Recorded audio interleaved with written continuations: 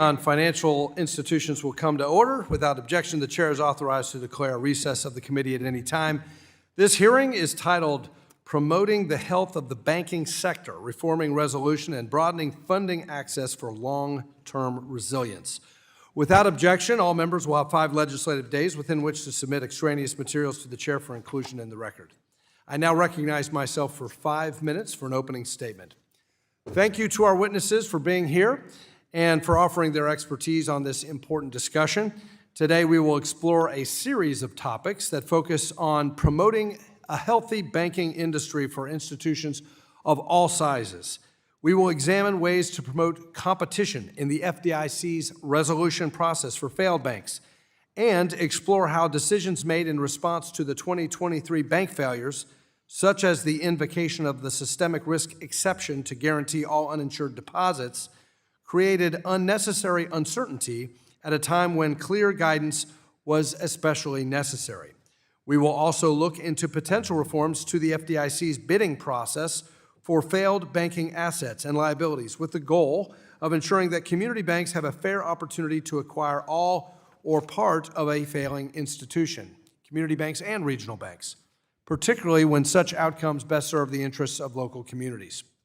More broadly, the least cost test should not operate as a rigid constraint that effectively limits participation in the resolution process to only the largest institutions. We want all institutions of all sizes to be able to bid on these failed banks. We will also discuss how access to diverse funding sources allows banks to remain competitive and continue to serve their communities. The current misalignment in the regulatory treatment of brokered, reciprocal, and custodial deposits have placed handcuffs on small, well-managed financial institutions' ability to sustainably fund themselves, and reform is necessary. I look forward to hearing from the witnesses about how legislation attached to this hearing would remove unnecessary barriers to bank funding, ensuring banks have access to diverse and stable sources of deposits that allow them to continue the lending activities that make our economy thrive. Restrictions on various deposit types, such as brokered, reciprocal, and custodial, should be based on actual risks to stability, not the whims of banking regulators. Finally, we will highlight the imperative that Congress right-size the capital framework for small and mid-sized banks in a post-Dodd-Frank world. Our capital regime has moved too far away from a tailored system, negatively impacting small and mid-sized banks and hindering their ability to survive and compete against larger institutions. We must reverse course on this, as a diverse banking system is at the heart of a resilient and competitive banking sector. On a bipartisan basis, Congress directed regulators in 2018 to tailor regulations based on an institution's size, risk profile, and complexity. However, under the Biden administration, regulators failed to fulfill this statutory mandate, and we look forward to new leadership to ensure that a regulatory scheme designed for the biggest banks does not become the rules for all banks. Luckily, the regulators have the tools to further tailor regulations and reduce red tape, hampering the growth of small and mid-sized banking institutions. This committee will continue to urge the federal banking agencies to use the authorities they currently possess to provide much-needed relief for banks while protecting financial stability and safety and soundness. Community and regional banks have the unique ability to put necessary cash in the pockets of local businesses. And today's discussion will highlight the need for reform to guarantee long-term resilience and access to capital. The overly burdensome regulations imposed by the Dodd-Frank Act and subsequent rulemakings from the federal banking agencies have crippled community banks and mid-sized banks and regional banks through heightened capital and liquidity standards, narrower sources of funding, and a miscalibrated bank merger review process. I look forward to hearing from our expert witnesses on these important topics and what we can do in Congress to reverse the negative impact of burdensome regulations. With that, I yield back, and I now recognize the ranking member of the subcommittee, Dr. Foster, for 4 minutes for an opening statement. Thank you, Chairman Barr, and to our witnesses. Today, the subcommittee will examine topics that underpin the stability of the U.S. financial system. We will understand the avenues banks use to fund their operations, weather stress, and promote economic growth in our communities. Alongside this hearing, we will consider changes to the resolution process to ensure that failing financial institutions wind down their operations in a way that minimizes disruption for customers and the broader financial system while preserving competition. I believe that these are timely and important topics as this body and the administration look to make changes in the regulatory and supervisory framework governing the American banking system.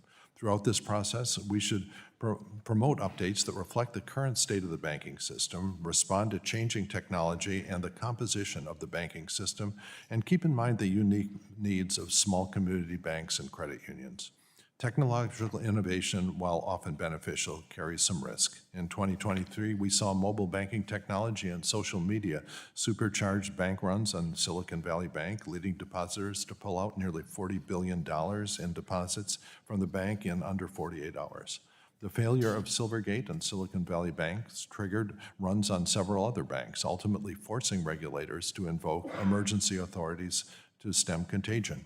So I fear that this type of situation will become more common as technology reduces friction in banking and increases the speed of information across the country. That said, the regional bank failures in 2023 started an important conversation about how to prevent rapid and large-scale bank failures from rippling across the economy. J.P. Morgan's acquisition of First Republic Bank raised questions about the appropriateness of FDIC's least cost resolution and whether there may be alternative approaches worth considering. I'd also like to thank Chair Barr and Hill for noticing Congressman Lynch's bill, the Failing Bank Acquisition Fairness Act, which would ensure that small institutions have an opportunity to bid on failing banks, assuming they can do so in a manner that's cost-effective for the Deposit Insurance Fund. Members of our committee have also sought ways to manage the risks associated with high levels of uninsured deposits, which were a contributing factor to the failure of SVB. Deposit insurance reform, expanded access to reciprocal deposits, and other changes to the regulatory framework are among the proposals being considered in this hearing today. And so as our committee considers these issues, we must continue supporting the financial institutions in all of our communities. This includes more than 30 years of congressional support for community development financial institutions, CDFIs, and minority depository institutions, MDIs, that serve low-income and historically underserved communities. Since its creation, the CDFI fund has supported more than 19 million loans totaling more than $300 billion, leveraging private capital to spur investments in infrastructure, child care center, homeownership, and entrepreneurship across all 50 states. Well, I really appreciate the timing and subject of this hearing and look forward to hearing from the witnesses. The gentleman yields back. And today we welcome the testimony of Mr. Dory Wiley, President and CEO of Commerce Street Holdings, Dallas. Mr. James Barresi, partner at Squire, Patton, Boggs. Mr. Hugh Carney, Executive Vice President of Financial Institutions Policy and Regulatory Affairs at the American Bankers Association. Dr. Norbert Michel, Vice President and Director of the Cato Institute Center for Monetary and Financial Alternatives. And Mr. Robert James, President and CEO of Carver Financial Corporation, here on behalf of the National Bankers Association. We thank each of you for taking time to be here. Each of you will be recognized for 5 minutes to give an oral presentation of your testimony. Without objection, your written statements will be made part of the record. Mr. Wiley, you are now recognized for 5 minutes for your oral remarks. Thank you, Chairman. Chairman Barr, Ranking Member Foster, members of the subcommittee, thank you for having me here today, and hopefully I can provide some small help in any way I can. Glad to be here. I'm Dory Wiley, President and CEO of Commerce Street Holdings, a Dallas-based investment bank that does M&A advisory and investing in banks. For almost 40 years, I've started banks, raised capital for banks, invested billions of dollars, raised billions of dollars for community banks, and advised through crises. These crises include the S&L crisis of the 80s, where we lost over 1,000 banks, the Texas banking crash, where we lost over 200 bank failures. We've got a roadmap of the scars on our back from those time periods. The 2008 Great Recession with over 500 failures, and of course, the 2023 failures that we're all familiar with of those 4 banks. Experience shows that we must make banking investable again. I think we forget that sometimes.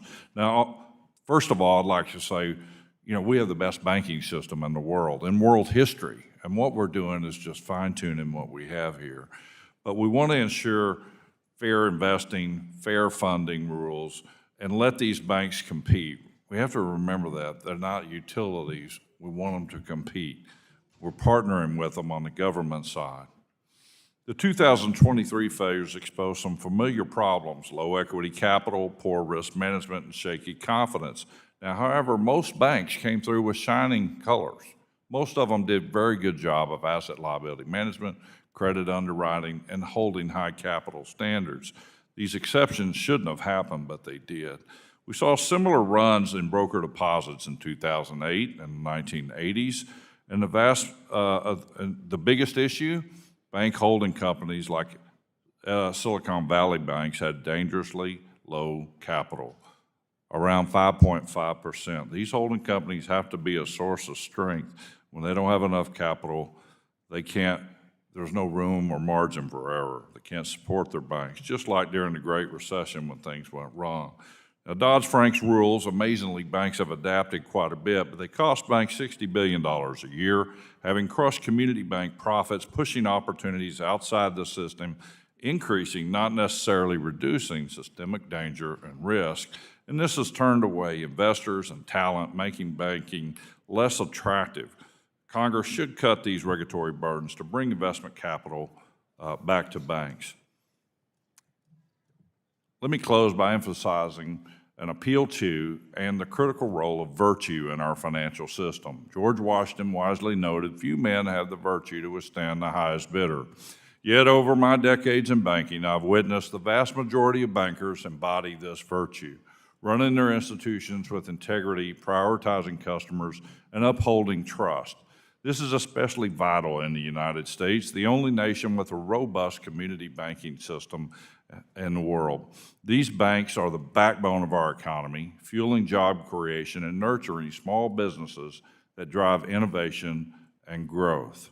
Our community bankers, together with regulators and by extension Congress, honor this principle, acting as stewards of public trust, ensuring capital serves Main Street, not just Wall Street.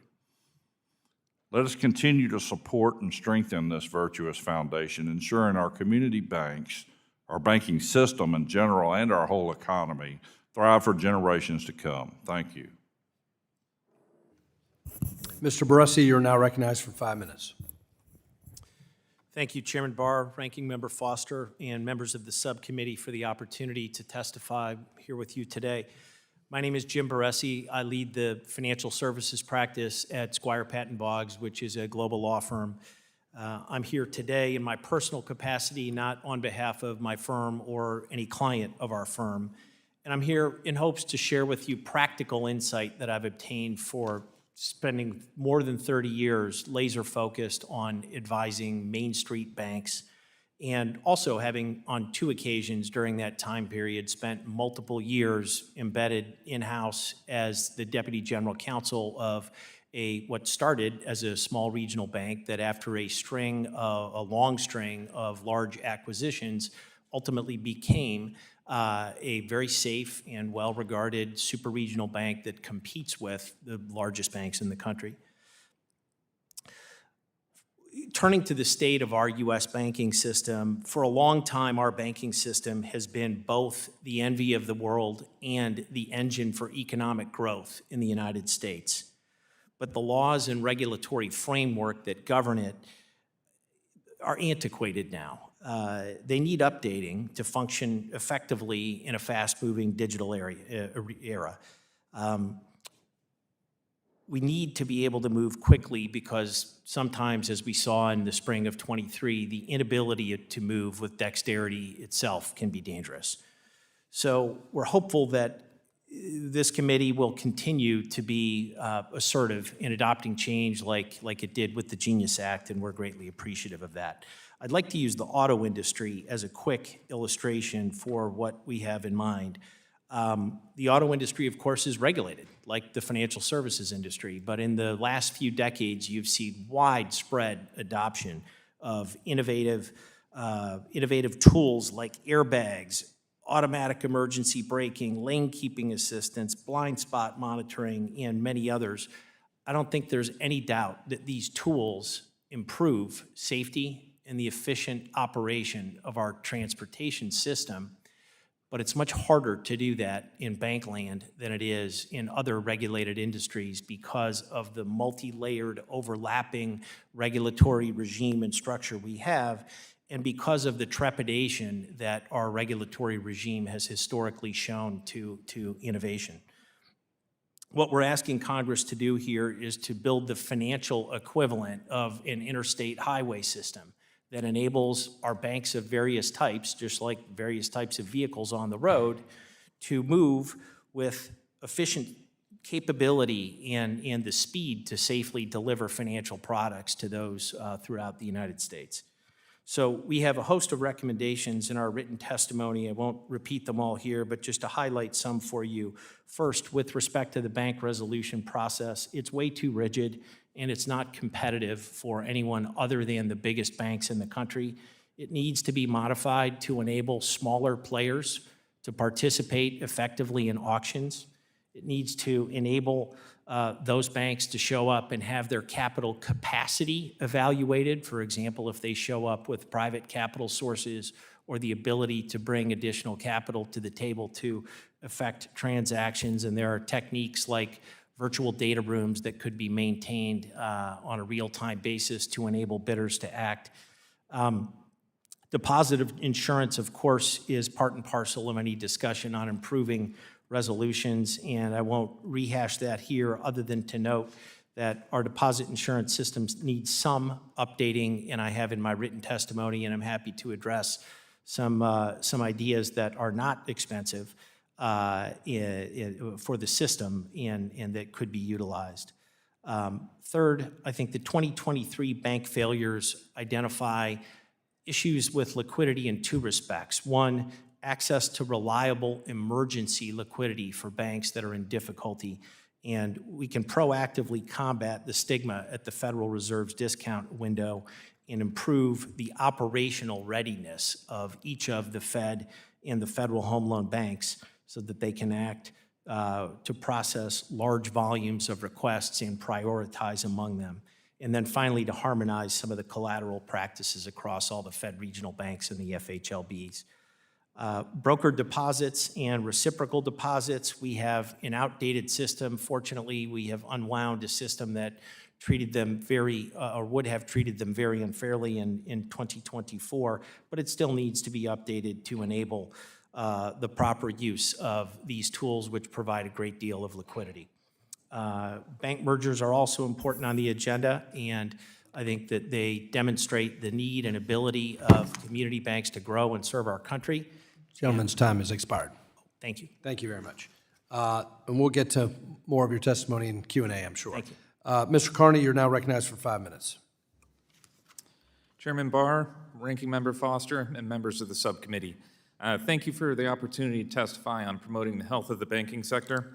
I am Hugh Carney, Executive Vice President for Regulatory Affairs at the American Bankers Association, which represents banks of all sizes and business models across the country. I spent the past 20 years working on prudential regulatory matters, both at the Office of the Comptroller of the Currency and at ABA.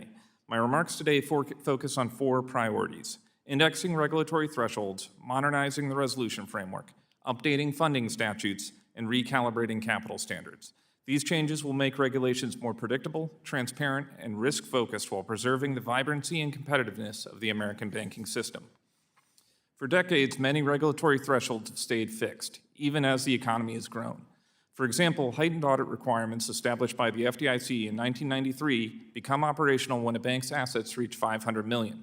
Back then, it meant the more stringent requirements only applied to 7% of banks. Today, it applies to 41%. Dozens of thresholds have drifted the same way. This drift creates 3 problems. First, it burdens institutions never meant to be captured. Second, it discourages organic growth. And third, it dilutes regulatory resources. The solution is indexing. ABA recommends, after a one-time adjustment to correct for past inaction, linking asset-based thresholds to nominal GDP, which reflects the size of the economy and the scale of the banking sector. If the FDIC's $500 million audit threshold had been indexed, it would be $2.2 billion today, restoring its original scope. Indexing is a low-cost, high-impact reform that allows regulators to focus on where the risk really is. We applaud the FDIC's recent proposal to index some of its regulatory thresholds and urge other policymakers to consider this issue, including Congress, since some thresholds are set by statute. Shifting to bank resolutions, the bank failures of 2023 showed that resolution rules must evolve. Earlier this year, ABA formed a task force on deposit insurance and resolution issues. The task force recommends 3 reforms to bank resolution policy. First, broaden the least cost test so regulators can consider costs that a particular bank resolution may impose on the public, including potential costs of contagion and impacts on relevant communities. Second, allow greater community bank participation in failed bank resolutions through consortium bids and flexible evaluation standards. Third, improve transparency in the bidding process by publishing clear qualification criteria and timelines. These changes will help maintain stability, preserve local access to financial services, and reduce long-term systemic costs. Funding rules also need to be modernized. One example of an outdated law in need of modernization is the statute governing broker deposits, which has not been updated in over 35 years. Since the statute was enacted, regulatory, market, and technological changes have reconfigured banking and the provision of financial services. The result is that today, a deposit classified as brokered is stigmatized based on an arbitrary interpretation of what entities are deposit brokers rather than a deposit's actual risk characteristics or a bank's broader liquidity risk management. ABA recommends repealing Section 29 of the FDIA and replacing it with a framework that limits asset growth for banks that are less than well capitalized. This preserves the original purpose while allowing healthy banks to maintain access to stable, diverse funding sources. Finally, I'd like to address capital. It's important to recognize that capital rules are not just bank rules. They directly affect borrowers, businesses, and the functioning of the capital markets. That is why the 2023 Basel III Endgame proposal generated such strong public concern. Miscalibrated capital standards can raise borrowing costs, reduce credit availability, and restrict liquidity in the economy. As the agencies reconsider Basel III Endgame, we urge a capital-neutral framework that removes excess gold plating that has been layered on top of international norms and remove double counting with the stress testing framework. In addition, we encourage rapid finalization of the proposed changes to the enhanced supplementary leverage ratio to restore it to its role as a backstop. Moreover, we encourage revisiting leverage requirements more generally, including excluding low-risk assets from leverage ratio calculations and reducing the community bank leverage ratio to 8% at most.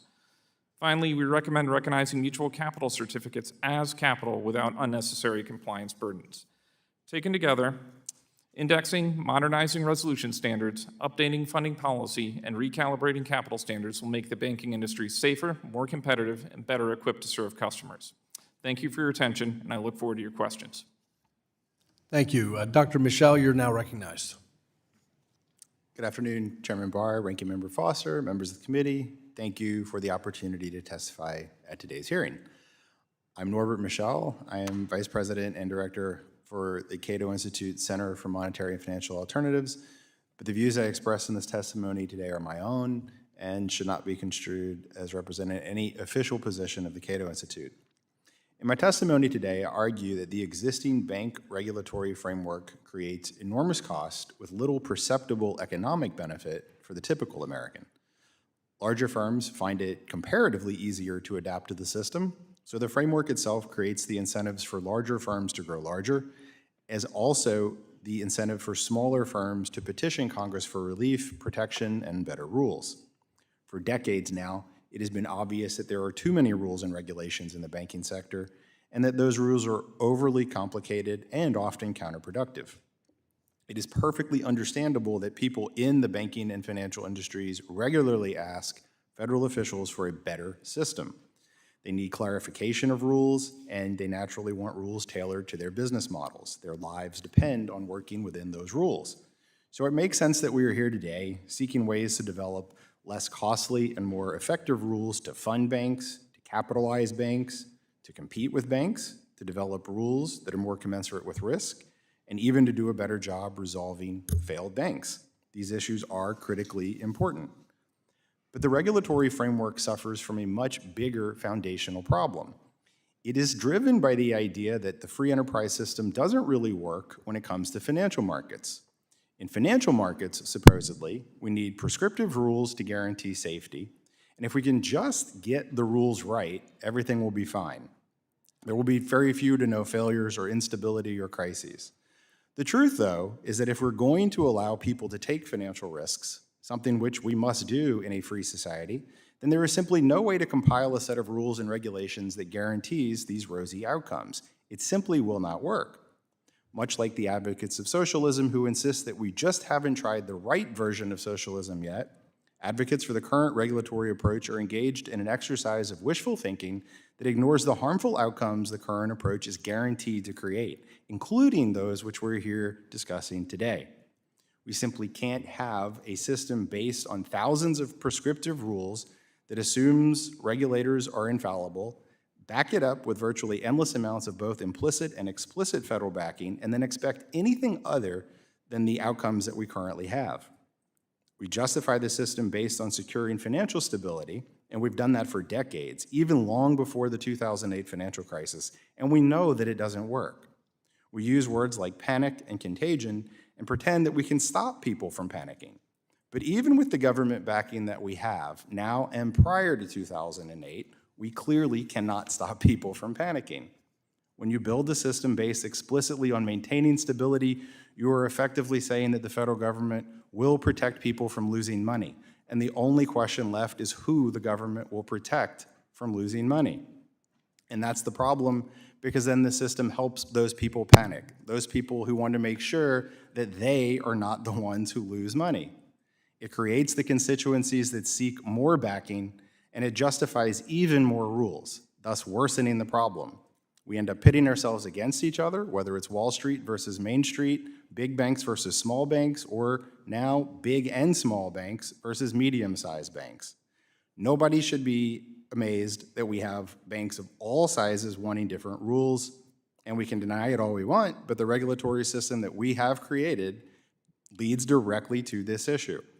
Worse, it gives groups of banks by different size classes with balance sheets that look virtually identical. It narrows the way people can earn and invest money, and it makes people dependent on the government. That's a fragile system, not a resilient one. But that is the problem that we have created and worsened. If we really want to fix these things, we need to take a different approach and regulate from the principle that free markets can work even in financial markets. We have to let business owners be business owners and even let bankers be bankers. We have to stop pretending that the free market doesn't work in financial markets. Thank you for your consideration, and I'm happy to answer any questions you have. Thank you. And now, Mr. James, you are recognized for 5 minutes. Thank you. Chairman Barr, Chairman Hill, Ranking Member Foster, Ranking Member Waters, and members of the subcommittee, good afternoon. Thank you for the opportunity to testify on promoting the health of the banking sector, reforming resolution, and broadening funding access for long-term resilience. This hearing comes at a critical time as the administration weighs regulatory reform. Congress should play a critical role in shaping those reforms, ensuring a healthy banking sector that serves institutions of all sizes. My name is Robert James II, President of Carver Financial Corporation, parent of Carver State Bank of Savannah, Georgia, and BHM Bank of Birmingham, Alabama. I'm also immediate past chairman of the National Bankers Association, which advocates for our nation's minority depository institutions. These mission-driven community banks, many also certified CDFIs like Carver, are vital sources of strength and engines of economic development in low and moderate income communities. My testimony will focus on access to capital and deposits, FDIC insurance reform, and regulatory modernization. Tier 1 capital, or the equity invested in a bank, is the most critical component of its resilience and is essential for banks to grow and scale. While MDIs maintain adequate capital ratios, limited access to capital over decades has left them undersized for the needs of their communities. Pending legislation before this committee, including the Community Bank Capital Flexibility and Growth Act of 2025 and the Promoting and Advancing Communities of Color Through Inclusive Lending Act, will help ensure mission-driven banks not only survive, but thrive. Capital alone is not sufficient. Our banks also need access to stable deposits. Community banks deploy deposits to fuel small business growth and provide affordable credit for consumers. We support an all-of-the-above strategy to expand community bank access to core deposits, including regulatory changes, broadened access to federal deposits, and partnerships with fintechs, larger banks, and other third parties. As banking business models evolve and fintech and other third-party partnerships begin to play a more prominent role, the laws governing how banks accept and categorize core deposits should evolve too. Unfortunately, virtually any third-party involvement in connecting banks to deposits results in those deposits being categorized as brokered, triggering supervisory burdens and higher insurance premiums, even when they function as core deposits. Updating these rules is vital. Legislation such as H.R. 3234 to allow well-managed banks to utilize more reciprocal deposits and the Community Bank Deposit Access Act of 2025 are important steps in the right direction. The failure of Silicon Valley Bank highlighted the risks to small businesses when banks collapse abruptly. It also drove funds away from community banks towards banks deemed too big to fail. To maintain confidence, the MBA has supported expanding FDIC coverage for small business accounts, including a permanent transaction account guarantee program, providing up to $10 million in coverage for payroll and operating deposits. We also support increased coverage on interest-bearing accounts, provided smaller banks are not saddled with higher premiums. Efforts to modernize FDIC coverage have wide bipartisan support, including from the Vice President, who introduced a bill when he was in the Senate to reform deposit insurance.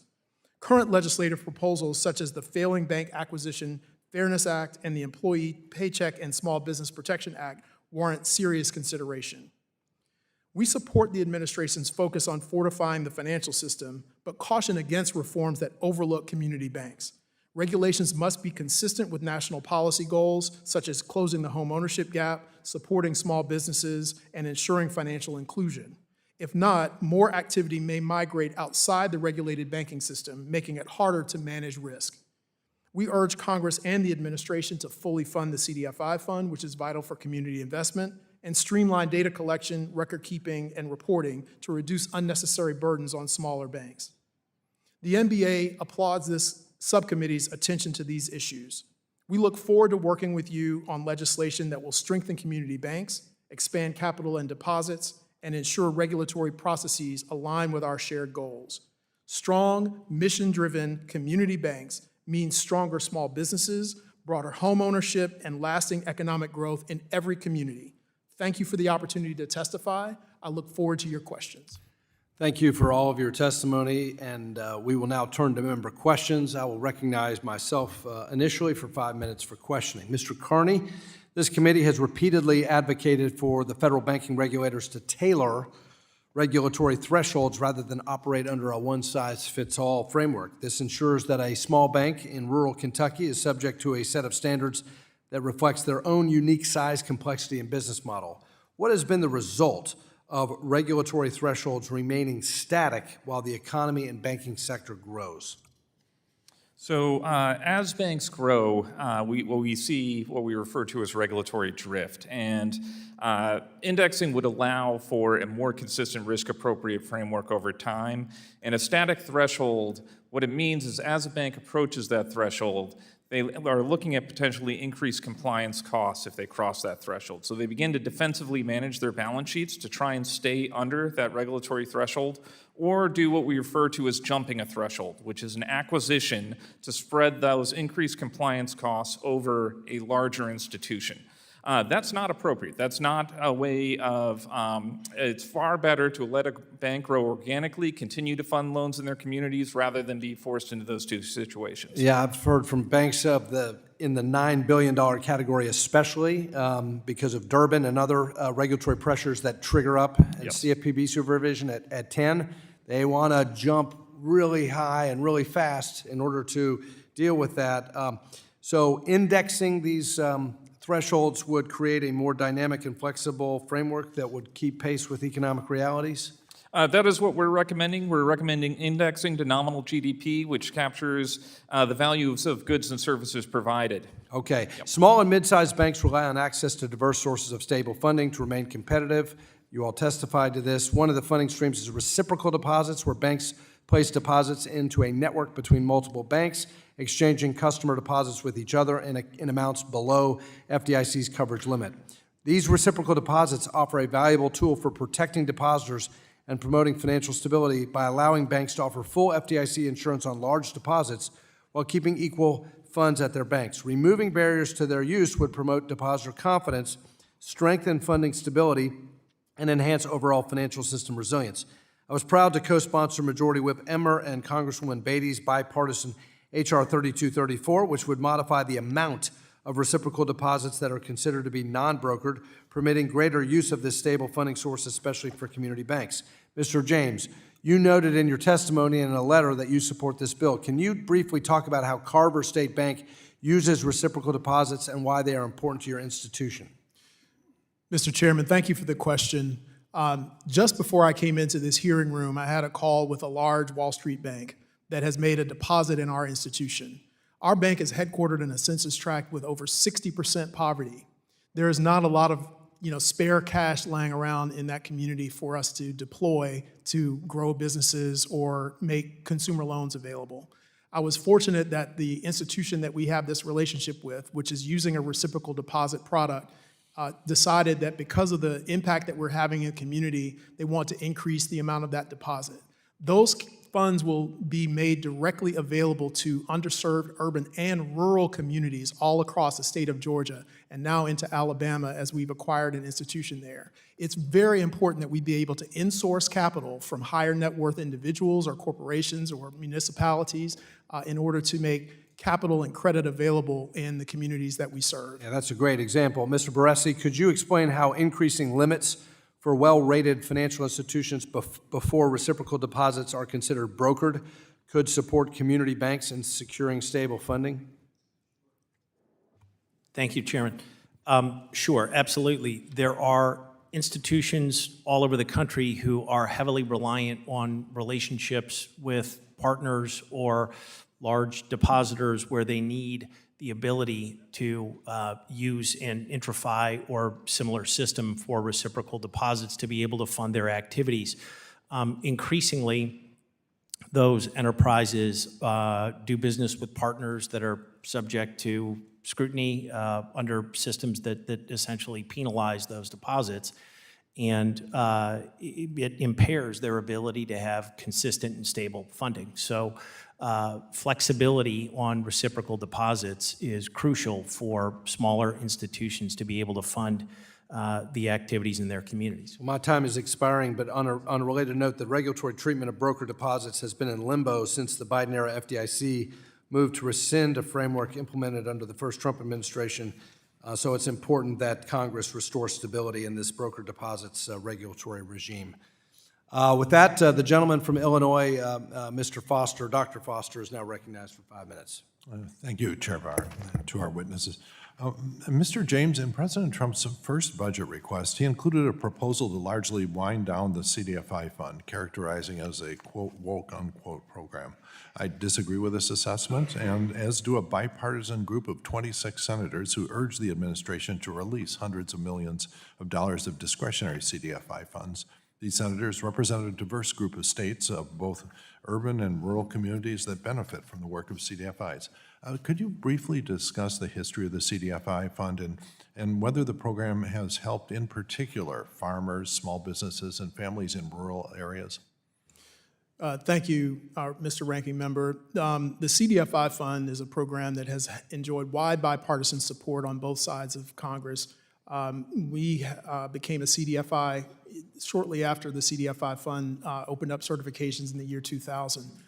In just the past 5 years, we've deployed over $170 million of resources directly into communities in urban and rural communities across our state.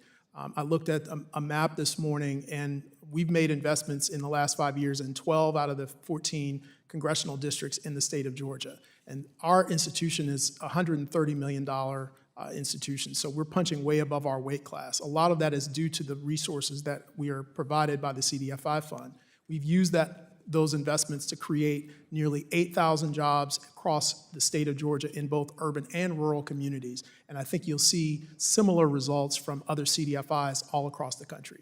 Yeah, and obviously none of that would happen if the CFI fund was wound down as recommended.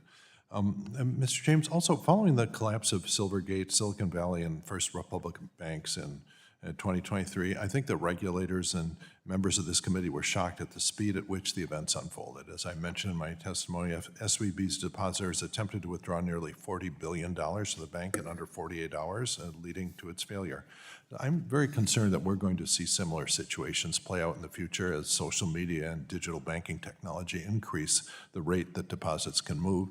I also worry that artificial intelligence and artificial intelligent agents will make the situation even worse, with AI agents given the ability to move funds at the first sign of trouble. In fact, that will be part of their fiduciary responsibility to get your money the heck out of any bank through which there's even a rumor that it's in trouble.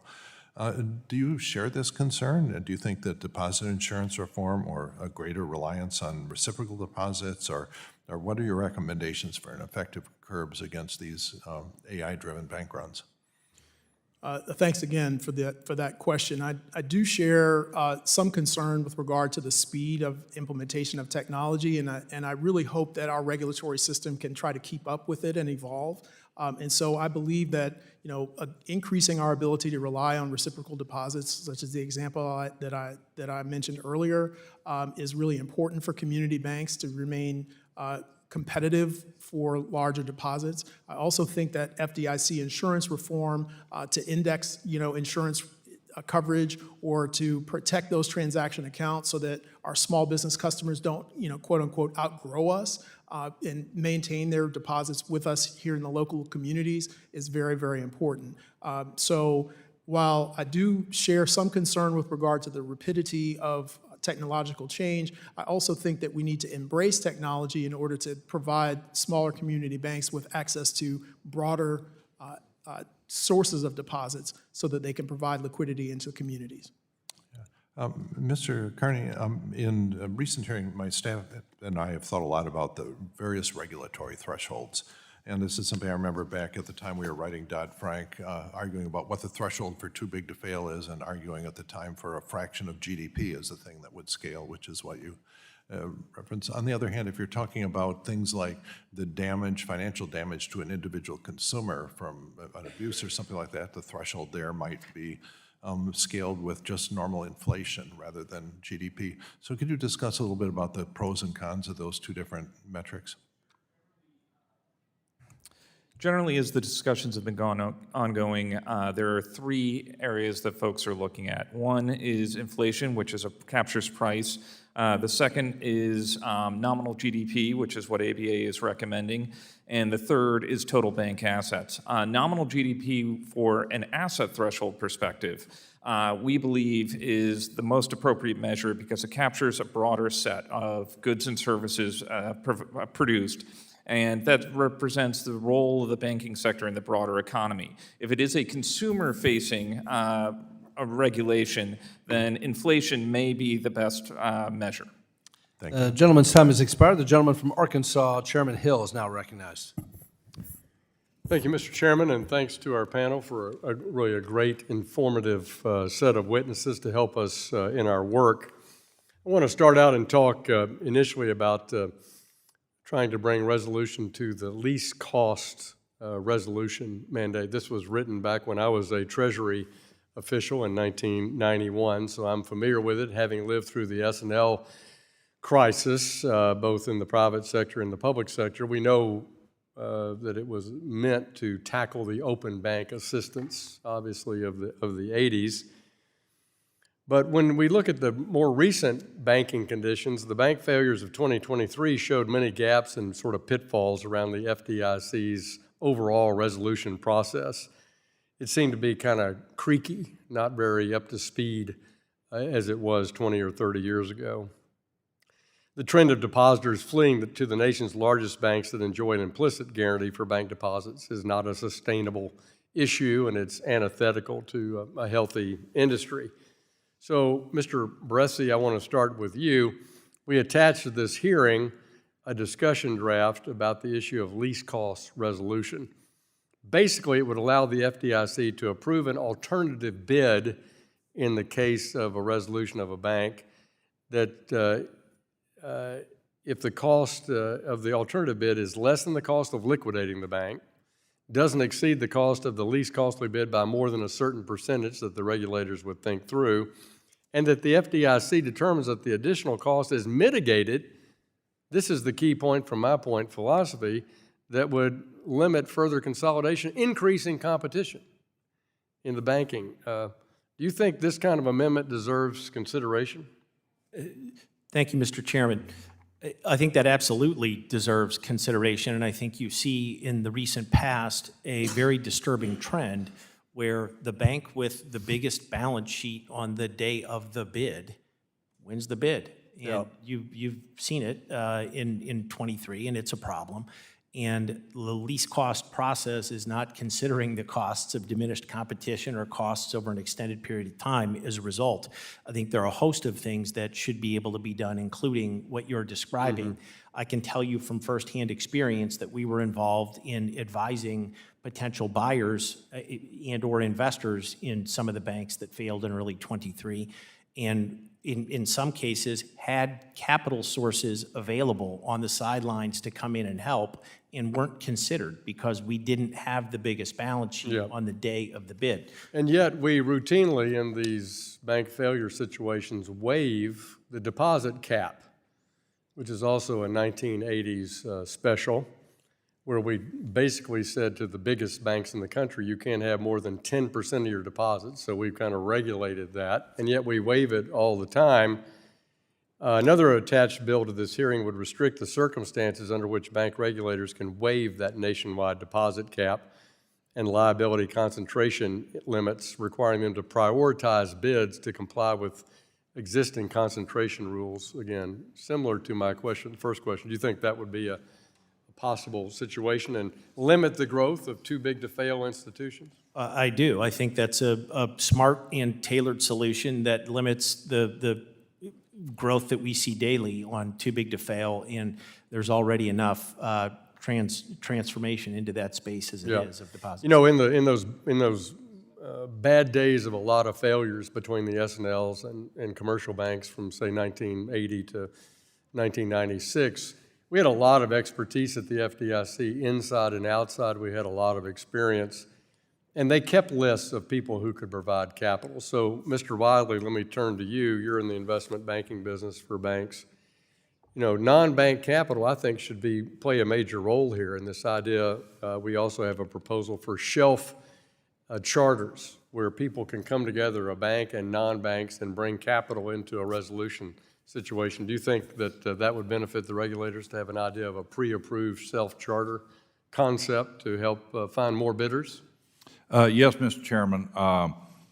You know, from the 80s and early 90s, we learned a lot of lessons, a lot of failures, and there was no capital available back then, if you remember, but there were plenty of problem banks. Well, there's plenty of capital today. And what's interesting about all those banks that failed in 23 is at one point they were all very prime investment banks. In other words, investable opportunities. They traded at high multiples. They were very profitable. They did very well. They made some mistakes, most of them asset liability management type. All they needed was capital. Yep. They were great institutions. All they needed is capital. It was very sad to just see it flipped over to a money center for free. Appreciate that. Appreciate the increase in competition and these good ideas. I yield back to you, Mr. Chairman. Gentleman yields. Gentleman from Georgia, Mr. Scott, is now recognized. Thank you, Chairman. Mr. James, now I'm kind of disturbed about this. Why do you believe that the president would do such a thing? To take and to cut $291 million from the CFDIC. It's a bipartisan deal. It's much needed. It's very critical to both the rural and the urban parts of our district, and most importantly, to the lower income and middle income individuals of this nation. And I'm real frustrated about that. You know, and the president is a very smart man, He went to the Wharton School of Finance. I did too. We were there at the same time, but this really disturbs me. Why do you think he did this? Mr. Scott, thank you so much for your question. I do want to just acknowledge the broad bipartisan support for the Yeah. CDFI fund. The CDFI caucus on the United States Senate side has an equal number of Republican and Democratic members. I think that you're correct in articulating the wide and deep impact of the CDFI fund across urban and rural communities across the country. Our institution is a great user of CDFI resources in order to deploy capital in underserved communities. And I just also want to acknowledge that I do know that the Secretary of the Treasury, Mr. Besson, is a big supporter of the CDFI fund and has announced his support for our institutions and continued funding for the CDFIs.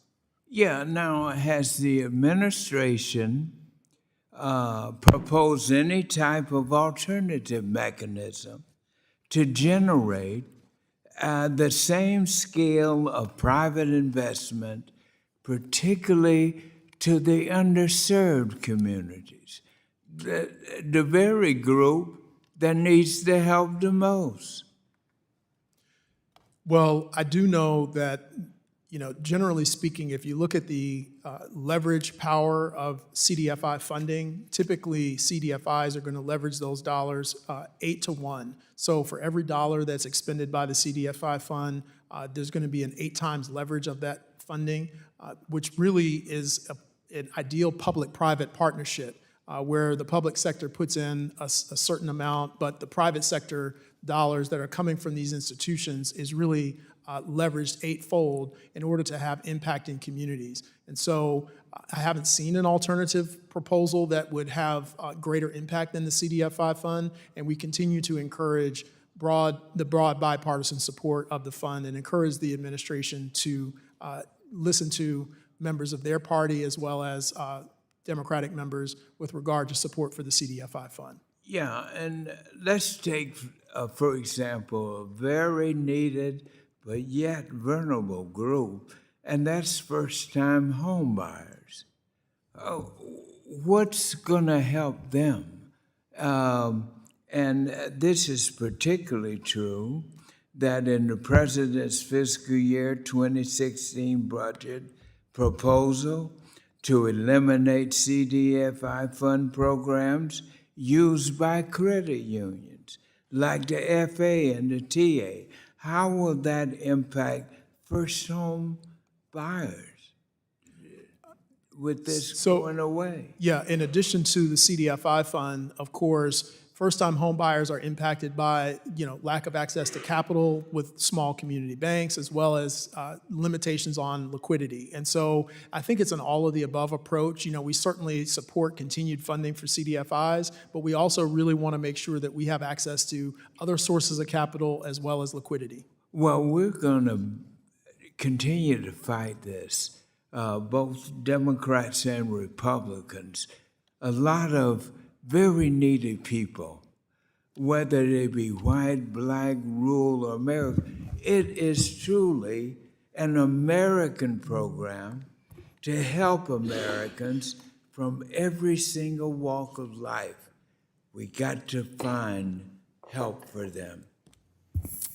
Gentleman's time has expired. The gentleman from Michigan, Mr. Huizinga, is now recognized.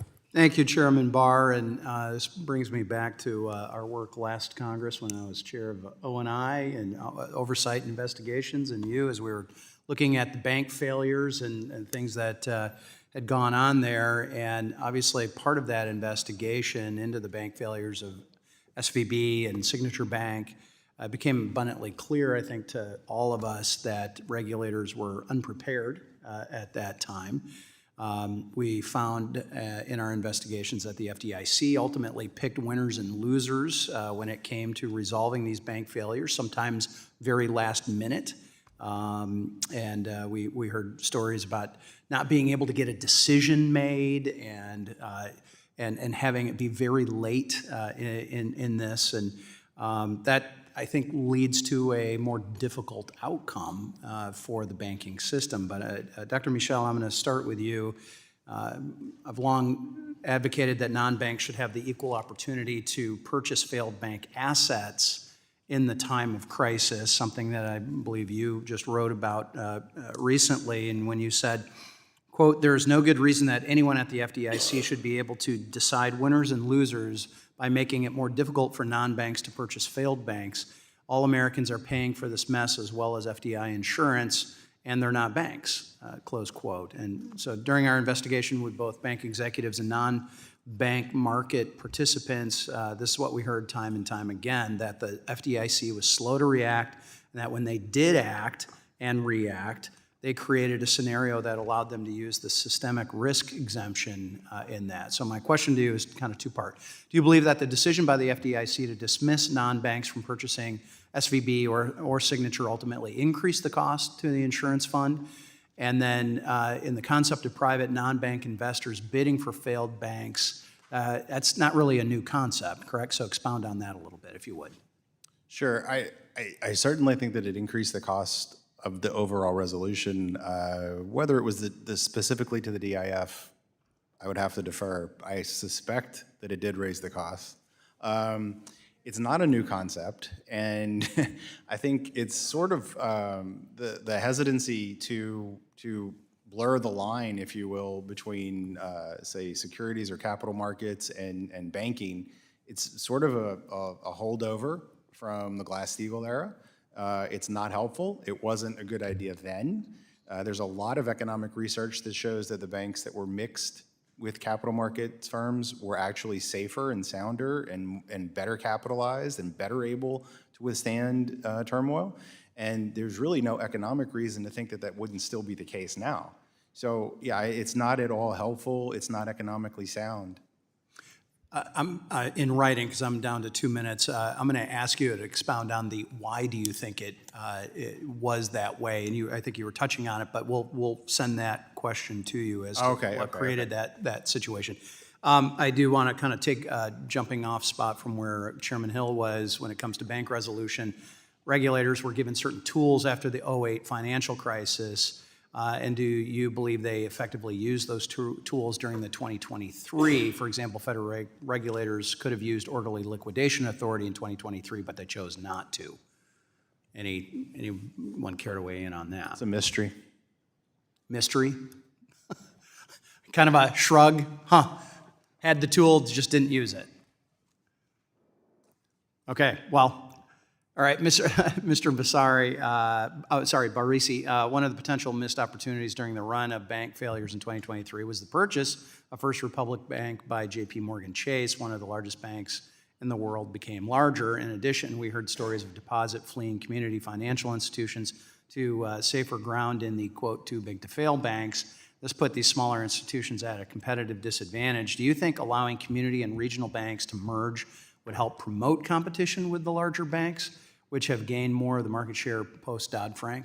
No question. Thank you for the question, Congressman Huizenga. No question that allowing smaller and regional banks to merge would provide for greater competition with larger institutions.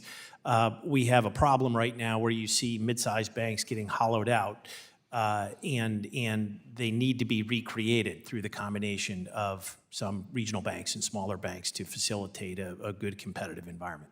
And that ultimately should be what it's about, a competitive environment that allows the customer the best product and the best opportunities and the freedom of choice on how they're going to do their banking, in my humble opinion. So with that, I might yield back. My time has expired. Gentleman yields. Gentleman from California, Mr. Vargas, is recognized. Thank you very much, Mr. Chairman. I appreciate the opportunity. Again, I want to thank the witnesses for being here. Mr. Barresi, we have your curriculum vitae here, and we also heard from you. You started off Main Street banks, you went to the super regional bank, and you talked about the banking system here being the envy of the world and the engine of economic growth, and we need to be able to move quickly. What about crypto? Is it something that is going to allow us to move quickly? Is it safe for banks? Is there a problem there? Is there a risk there? You're the bank, not only the banker, you're the attorney. Could you comment on that? Sure. First, thank you for the question. I think there are risks with all financial products. I think the action that Congress took recently to adopt the Genius Act was good action to take a measured approach with respect to crypto. The issuers of payment stablecoins would not be permitted to be financial institutions, and I think that's a smart decision. Did we pick winners or losers there? No, I don't think that you picked winners or losers with respect to the Genius Act so far. I would also note that we have a long way to go before It didn't put regulations banks are at a implemented. disadvantage?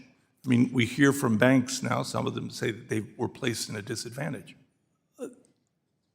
I would say that there are questions about whether that will cause migration of deposits, and we'll see what happens with respect to remaining legislation and regulation. And I think that there's a long way to go before the regulation's ultimately seen. Okay. Dr. Michel, good to see you again. Same question for you. I mean, we heard about picking winners and losers. I did remember, I think Cato commented, and you could comment if you'd like, on the government taking 10% position on Intel. I mean, are we picking winners or losers there? Oh, that one's pretty clear, yeah. So, No, surprisingly, no, I'm not a fan of that decision. no, I know. I mean, I find that interesting, but I respect your positions and that you're very ideologically driven. I do have the question, and the same question for you. What about crypto, the bill that we passed? Did we pick winners or losers there? Well, I mean, I don't think anything is perfect. Any bill is perfect. I think crypto is a broad term. I think we'd have to be careful with how we would use, with exactly what we're talking about. I think stable coins, for example, if we're talking about fully backed stable coins as a payment option, I don't see any reason to say that that by itself is overly risky and should be kept out of the banking system, whether it's through a relationship where a bank is providing a fintech company with a relationship, or whether it's a bank providing the stable coin. No, I would blend. I have no trouble blending that. Okay, fair enough. I do have to say, the little comment aside, I mean, I do find it interesting, my colleagues on the other side often talk about not picking winners or losers, and yet they seem to be fine with Intel. I don't seem to hear a comment out of them, a little peep. I do hear it from, ideological groups, so I think is appropriate. Would be appropriate too, maybe if we heard it from some on the other side, but I think the base might be a little tough on them because of who's in favor of that. But moving on,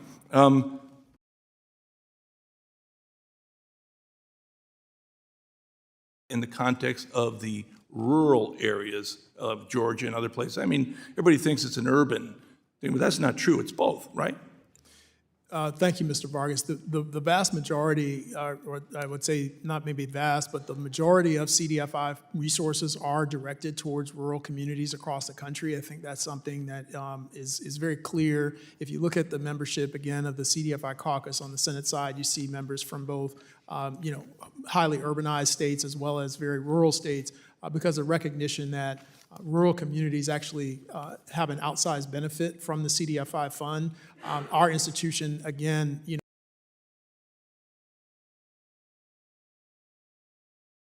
we're reaching those underserved rural communities as well with resources that we have been able to win from the CDFI fund. Thank you. I have about 20 seconds left, so I want to say it's interesting when you talk about DEI or CDFIs, everybody talks about urban communities, and yet we hear a lot of the damage it does in rural communities when you do away with these programs. So anyway, with that, I thank the chair and I yield back. Gentleman yields. The gentleman from Texas, Mr. Williams, is now recognized. Thank you very much, and thank you all for being here today. And one of the main issues I hear from lenders every day back in Texas is how regulatory costs are squeezing community and regional banks, and from capital requirements that don't reflect a bank's true risk profile, duplicative reporting, and liquidity standards. Smaller institutions are spending more and more time and money on compliance instead of serving their customers. And static thresholds on one-size-fits-all frameworks force Main Street lenders to divert resources away from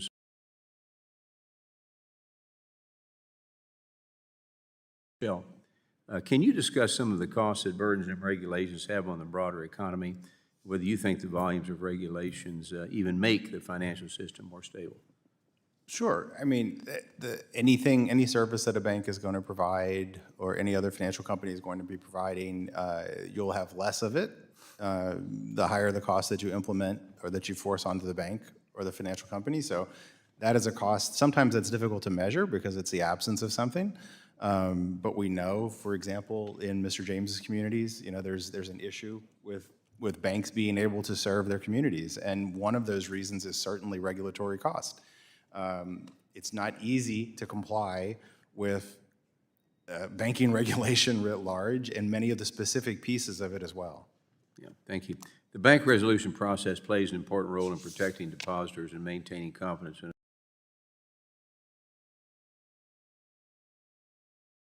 transparency in the bidding process.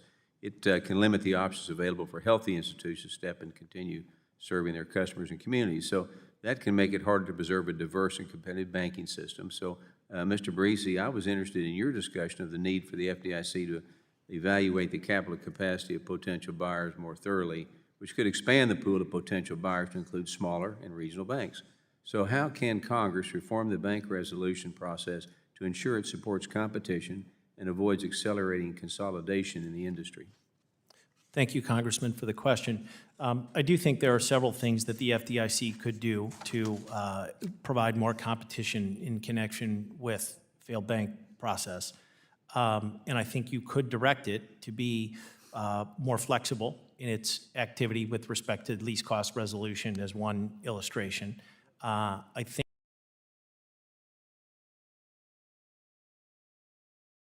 process. I mentioned maintenance of live data rooms that would contain the kind of information that people like Mr. Wiley would advise them on maintaining, and also, frankly, the FDIC using technology and tools to help not only identify and resolve situations that create risk, but also to help identify buyers and the paired offerings by multiple institutions or institutions of the capital. Yeah, thank you. Mr. Carney, custodial deposits have become an increasingly important tool, especially as more businesses look for efficient ways to manage funds on behalf of customers. For banks, these accounts offer low cost of reliable source of funding, and for businesses, they provide the convenience of pooling client money in one place with the added protection of deposit insurance. So at a time when community and regional banks are competing for stable funding,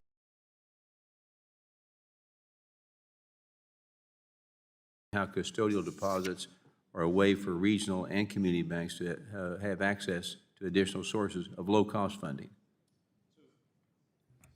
So custodial deposits are a form of funding that is appealing to many institutions, but we think that the biggest problem with the deposit framework right now is the treatments of broker deposits, where it's a treatment that is just fundamentally outdated and hasn't been updated in over 35 years. When the broker deposit framework was first put in place, banks advertised through newspapers, the internet was in its infancy, and iPhones didn't exist. And so we're really trying to focus as much attention as possible on the removal of Section 29 of the FDIA and replacing it with restrictions on asset growth for less than well-capitalized banks.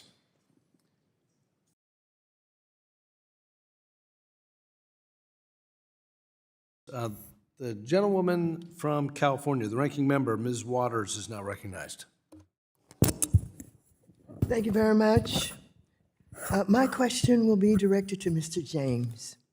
Following the regional bank failures in 2023, including Silicon Valley Bank, it quickly became apparent that our deposit insurance framework needed to be updated. Small businesses have enough to do. They should not have to be bank regulated and figure out if their federally regulated bank could suddenly fail, especially if another bank failed. At a minimum, they should be able to maintain their payroll and operating funds at a bank and be assured that they can still pay their workers even if their bank suddenly closes. Furthermore,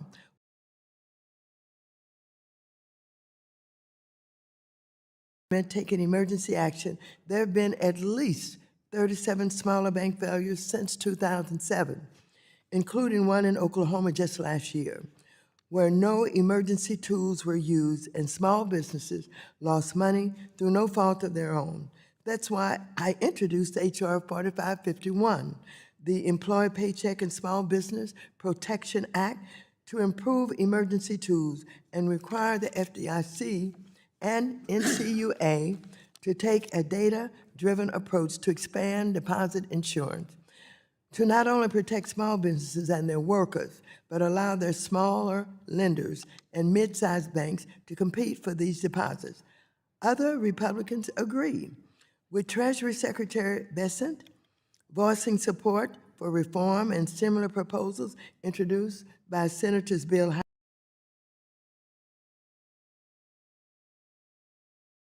when he was in Senate. Mr. James, it has been about 15 years since Congress last updated our deposit insurance framework. What do you think? Should we expand it, as I have proposed, to help community banks, small business, and their workers?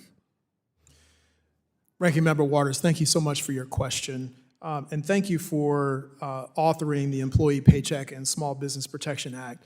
We're very major supporters of that legislation to modernize FDIC insurance coverage, as well as other approaches to ensure that small community lenders have access to more liquidity. It's very important that our institutions are able to in-source capital.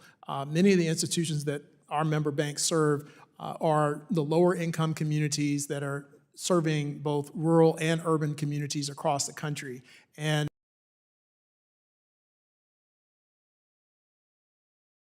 we're innovating within our communities and growing because of the capital that we're investing in them. We want to be able to keep those customers. We want to be able to not have them outgrow us. And so the FDIC insurance coverage should modernize so that we can keep those customers with us instead of essentially pushing them towards these banks that have been deemed too big to fail. Wow, thank you very much. I've heard when I came in some discussion about CDFIs, and that CDFIs and MDIs has been a bipartisan affair for many years, and I'm very much involved in trying to strengthen the CDFIs. Even in Trump's first term, Republicans and Democrats worked together to ensure these community financial institutions could support underserved communities. Congresswoman Velasquez and I, with former Treasury Secretary Mnuchin, we worked with him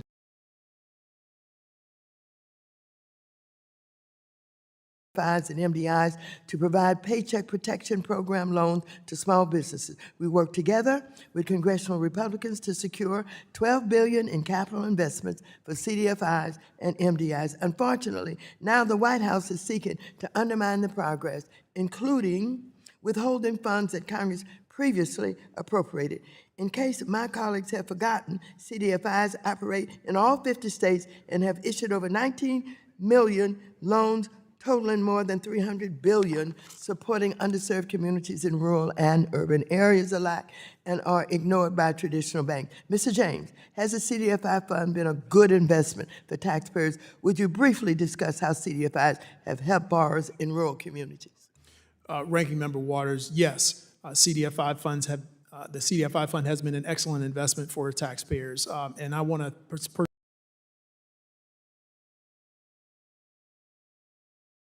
access to capital and resources for CDFIs, and the President for signing that legislation into law. The most historic investment in CDFIs in the nation's history has had an enormous impact in urban and rural communities, job creation, as well as home ownership and access to capital. The gentlelady's time has expired. The gentleman from Georgia, Thank you very much. the Vice Chair of the Subcommittee, Mr. Loudermilk, is now recognized for 5 minutes. Thank you, Mr. Chairman. Mr. Carney, how do banks typically adjust their behavior as they approach regulatory threshold, and what are the broader implications of this dynamic? So as banks approach regulatory threshold, they're looking at increased compliance costs as they cross that threshold. And so oftentimes they defensively manage their balance sheets to try and stay underneath that threshold, or they, what we say is jump a threshold, where they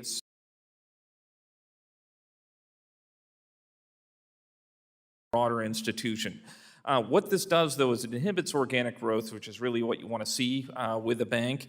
It also dilutes regulatory resources, because the more banks that cross a threshold, the more scrutiny the regulators are having to give, and that dilutes their focus. All right, let me follow on to that. Dodd-Frank's one-size-fits-all approach has been one of its most criticized aspects. Mid-sized regional and small community banks, which did not contribute to the financial crisis, have been subjected to the same regulatory regime designed for the largest, most complex financial institutions. My Taylor Act would require federal regulators to tailor their regulations in accordance with the size, business model, and risk of each type of firm they regulate.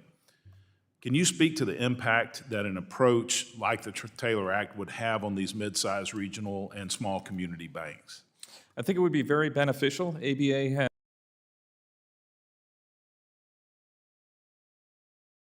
it is complementary, I think, to the indexing approach that we're recommending. The two can work together. Okay, thank you. Dr. Michel, what can Congress do to streamline and improve the bank resolution process to promote competition, broaden participation, and prevent industry consolidation? Well, the more radical approach would be to get it out of the FDIC. Bankruptcy is supposed to be an orderly resolution of a company, and there's really no economic reason not to do that. FDIC deposit insurance is the reason that we do it the way we do it. But if you're in regular bankruptcy and you take your money out of a company really fast before the judge gets to go in and resolve the company, you have to bring it back. So, that could theoretically still work. That would be one way to do it. And if you're not going to do it that way, understand why. But then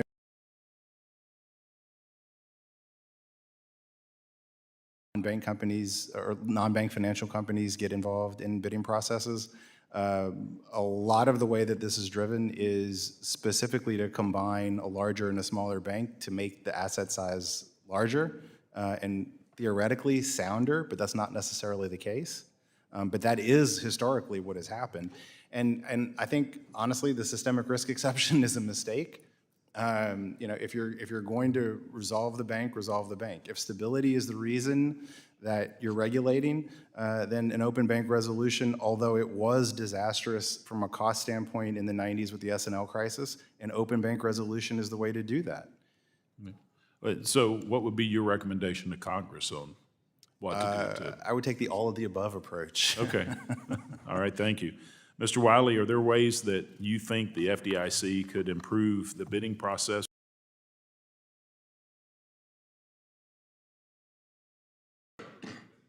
Yes, sir. Pardon me. Yeah, how can they improve the bidding process? Well, one, I think they need to take their time a little bit more. Speed is essential when there's deposit runs, but at the same time, this is where I have a little bit of a problem with the least cost initiative that comes in. I think it misses the point of what's best for the overall system. When we put all the deposits at risk, these large deposits, then it adversely hurts the smaller community banks versus the larger banks, which are too big to fail. So the resolution needs to take that into account. There's been less than $1 billion, I think the FDIC's had to force to eat on large deposits over time because they tend to get it back. Is that really worth it? So there's a lot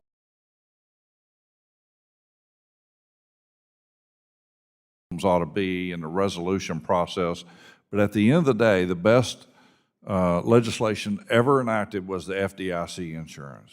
It stabilized economies for all time, and we're fine-tuning it. We have to remember that's a system of confidence. It's about confidence. And so when we can introduce more competition in, take delays, use bridge banks like they did in the late 80s, shelf charters and things like that, I think you'll have better results. Thank you. Thank you, Mr. Chairman. I yield back. The gentleman yields. The gentleman from California, Mr. Sherman, is now recognized. Thank you. Thank you for holding this hearing. I know we're focused a bit on Silicon Valley Bank and its resolution. We shouldn't lose track of why it failed. It failed because we didn't deal with interest rate risk, and we still don't, and we do not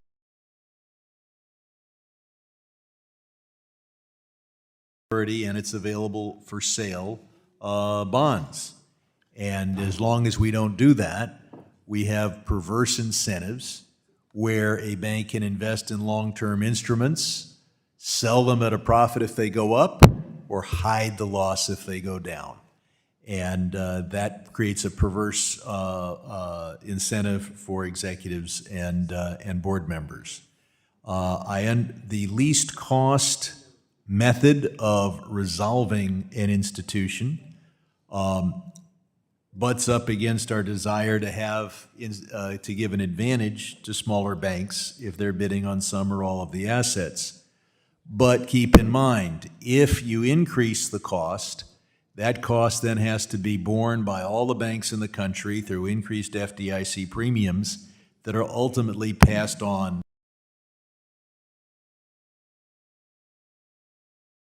small banks with our desire not to have these additional costs incurred. A lot of this hearing is about brokered deposits, whether that be reciprocal, which is in effect a brokered deposit, or the traditional brokered deposit. We're not focused much here on just increasing the $250,000 limit, but in effect, brokered deposits do just that. So our rule will be going forward, the limit is kept at $250,000 unless there's a middleman who can make a profit by splitting it up and sending it to a bunch of institutions. Mr. Wiley, I believe, talks about us not having a threshold. On the other hand, if you're going to have separate rules for smaller institutions and larger institutions, you got to have a threshold between them. I'd like to see us have more than one category.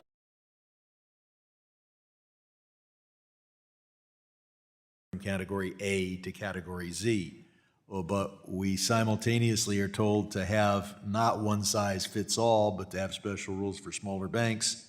Now we're being told, well, when a smaller bank becomes larger, we shouldn't apply the standards that we have for banks of that new size. Mr. Carney, do your members find value in the flexible terms available from the regional home loan banks in their area? Yes. Banks of all sizes have very good relationship with the Federal Home Loan Bank system, and it serves a critical role in liquidity. Thank you, and I'd like to note that the recent bipartisan National Housing Crisis Task Force action plan released in June showcased the importance of community development financial institutions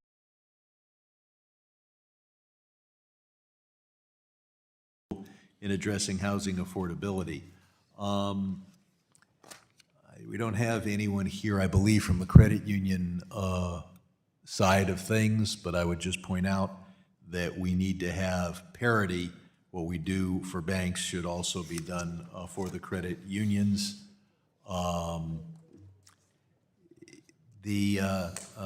Senators Hagerty and Aliso Brooks have offered an NDAA amendment to increase deposit insurance and NCAU insurance to up to $20 million for non-interest-bearing transactions accounts. Mr. Carney, is that a movement in the right direction to allow small and medium-sized banks to continue to hold on to businesses as they get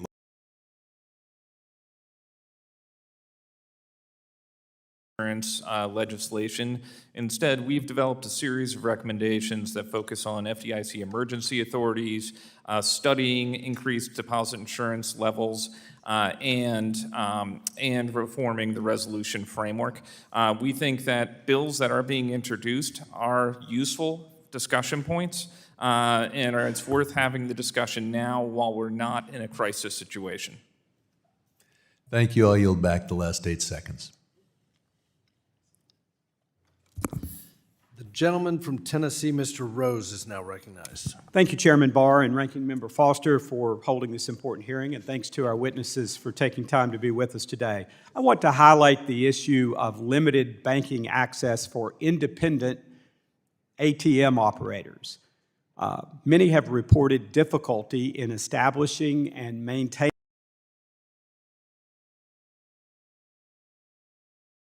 pose a higher money laundering risk despite little or no evidence to substantiate that. Additionally, some have lost long-standing bank accounts without clear explanation, often due to overly cautious compliance practices. It is crucial to address and prevent the debanking of independent ATM operators, in my opinion. Mr. Carney, would the American Bankers Association support requiring merging banks to demonstrate how their post-merger compliance framework will balance anti-money laundering obligations with the statutory duty to meet the convenience and needs of lawful businesses such as independent ATM operators? Okay. So I think there are two components to that question. One, for the first part, banks that are going through a merger are complying with BSA requirements before.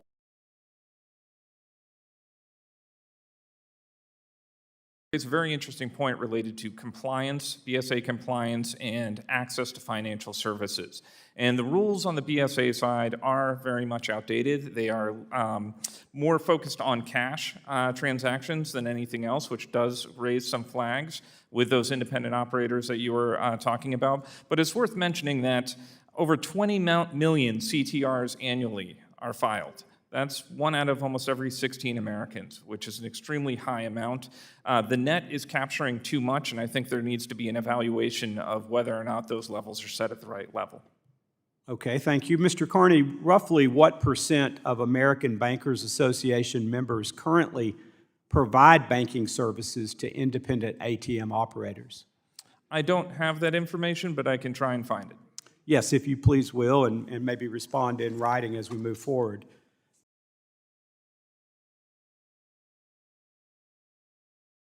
To entire industries like independent ATM operators without individualized risk assessments be reflected negatively in their ratings during merger reviews? Well, given the Bank Secrecy Act requirements, I'd have to say, no, that's not really fair. I think really that is the core of the problem. It's the BSA. It's overly broad. There's a lot of discretion there. And we know that it's not, it's catching up a lot more people in a dragnet than are actually criminals. That's I think the base of the problem, really, or the core of the problem. It's not the banks, it's not the ATMs, it's the Bank Secrecy Act. Sure. I guess I would, to maybe give a little background here, I had worked on this issue during the time I've been in Congress, and former Congressman Blaine Lukemeyer and former Congresswoman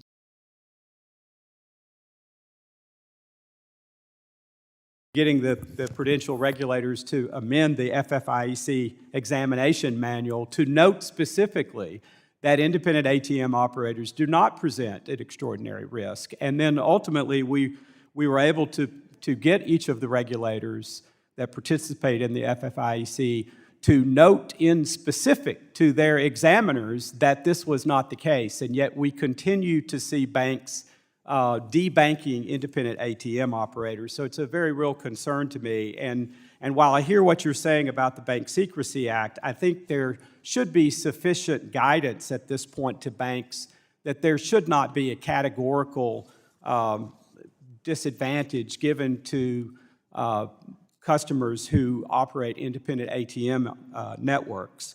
Mr. Barresi, the Bank Merger Act requires consideration of anti-money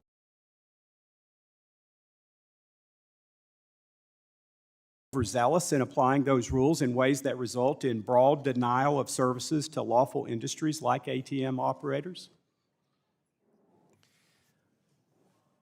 I think again, in this ATM operator case, it's a difficult case, and I don't know enough about the ATM operator, and I think BSA AML compliance is a real issue.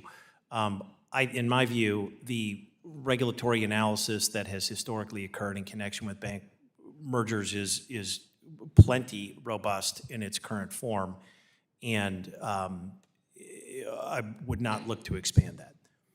Thank you. My time has expired. I yield back.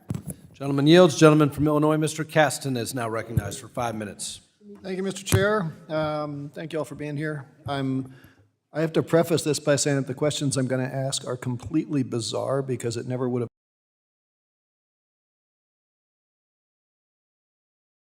in different times.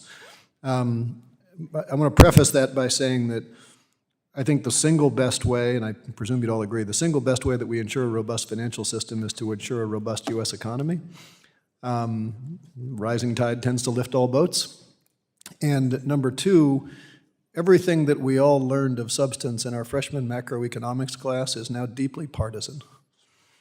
I learned that an independent Fed was a good idea. I learned that the 1890s and having, a financial panic every decade was bad, and the United States policies that led to that were bad. But to acknowledge that now is to be partisan in this town, and I say all that because I would like you to answer this as if it was a year ago, because I think my freshman macroeconomics book is still right. As a friend of mine who describes herself as an anarcho-libertarian recently told me, this moment is proving that the economists are always right. That's funny and not funny. Mr. Carney, I want to start with you specifically given the ABA's role in our mortgage markets. The Fed, of course, there's all this pressure for the Fed to cut rates, but the Fed, of course, only cuts the overnight borrowing rate. And I think the general consensus, and I guess I'd ask you if you agree, that 30-year mortgages tend to index more off the 10-year Treasury than the overnight rate. Would you agree with that? I think that's generally correct. Okay, I think Fannie has made that point as well.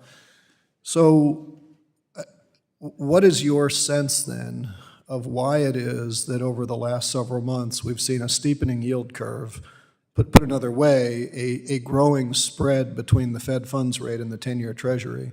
The 10-year Treasury hasn't really budged much, even through the rate cuts over the last several months. So what is your sense of why that yield curve is steepening right now? I'm not in a position to actually answer that. I can ask some of our economists to try and find out more information on why that spread is occurring. There could be a variety of factors related to increased credit risk or things along those lines. Okay, well, J.P. Morgan, one of your members, has said that they've ascribed it to concerns over tariff uncertainty, higher near-term inflation, and fiscal deficits. Mike Consul, the Twitter writer, has described this as the moron premium. Because if you have a risk about the long-term stability, you tend not to assume that current things are going to work through. And so in that vein, we've now got these attacks on the independence of the Fed, attacks on Lisa Cook. Citadel CEO, a pretty partisan guy, I would add, recently wrote an op-ed saying that these actions risk stoking high inflation and higher long-term rates. We've got attacks on, I guess if you don't like the data now, you just fire the head of the data agency. So we fired the head of BLS because BLS gave numbers that a certain man-child didn't like. Dr. Michel, in a recent New York Times article talking about that firing, you said, quote, "We'll just start seeing things get chipped away and eventually it kind of blows up." Would you agree that when the government manipulates data, as we saw when Argentina distorted their inflation rate, when we saw that when Greece manipulated the deficit, that tends not to end well? Yeah, I would agree with that. That's not a good spot to be in. Hope that does not happen. Did you ever think we would be at a point where we would be comparing U.S. macroeconomic policy to Argentina and Greece? Not in this way, no. So it just strikes me that we're sitting in this moment where we're talking about bank stability. We all want bank stability, right? Why would the Fed lower rates right now? Inflation is close to 3%. It's not at their 2% target. The way to lower inflation would be to cut tariffs, but that would, of course, to be acknowledged that 1890s monetary policy was stupid. And we're not going to do that. So maybe we're going to lower rates because unemployment's going to go so high, and I guess all of these employment data is pointing that direction. But stagflation is a terrible idea for all of us. And if we cannot, on a bipartisan basis, acknowledge that my freshman macroeconomics textbook is still right, then we're going to make all of your banks, all of your clients, in a much, much less stable than they are. And I just hope we can start acting like adults again pretty soon, and not just on this side of the aisle. I yield back. Gentleman yields. Gentleman from South Carolina, Mr. Timmons, is now recognized. Thank you for that, Mr. Chairman. I guess I'll start by saying I wish my colleagues across the aisle hadn't spent $7 trillion in their 4 years to get us into this situation with high interest rates and high inflation. Now on to the actual subject at hand. When Congress passed S 2155, we recognized that small community banks, particularly those in rural areas, were being overburdened by capital requirements that were originally designed for the largest and most complex institutions. That's why we created the Community Bank Leverage Ratio. The CBLR was intended to provide a simpler, more appropriate capital framework for low-risk community banks. It was supposed to reduce compliance costs and give small institutions a clearer path to demonstrate capital adequacy, allowing them to focus more on serving their customers and less on navigating complex regulatory frameworks. However, the results so far suggest that the framework is not functioning as intended. Today, only about 41% of eligible community banks have chosen to opt in. That tells us there's a disconnect between the policy goal and the practical outcome. For small banks operating with limited staff and tight margins, unnecessarily high capital requirements mean fewer loans to small businesses and fewer resources for their communities. Mr. James, what are some of the reasons that only about 41% of community banks have opted into the CBLR? Congressman, I think some of the reasons are some of the things that you stated in your question. I mean, I think our institution, as well as the National Bankers Association, are in support of the Community Bank Capital Flexibility and Growth Act of 2025, which would adjust down slightly that community bank leverage ratio in order to allow us to deploy more resources for staff as well as systems that will help us to be more efficient in serving the community. So I can't speak for all the institutions that did not opt into the community bank leverage ratio. We tend to be very conservative about how we manage our capital, but it would allow us a little bit more flexibility if we could move that number down slightly so that we can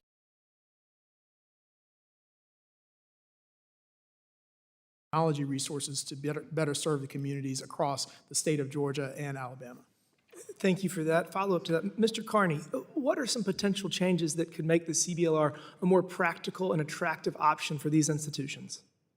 So just to pick up where Mr. James started, when we've talked to institutions about opting into the community bank leverage ratio, one of the things that we've heard is that banks like to hold buffers above any regulatory minimum.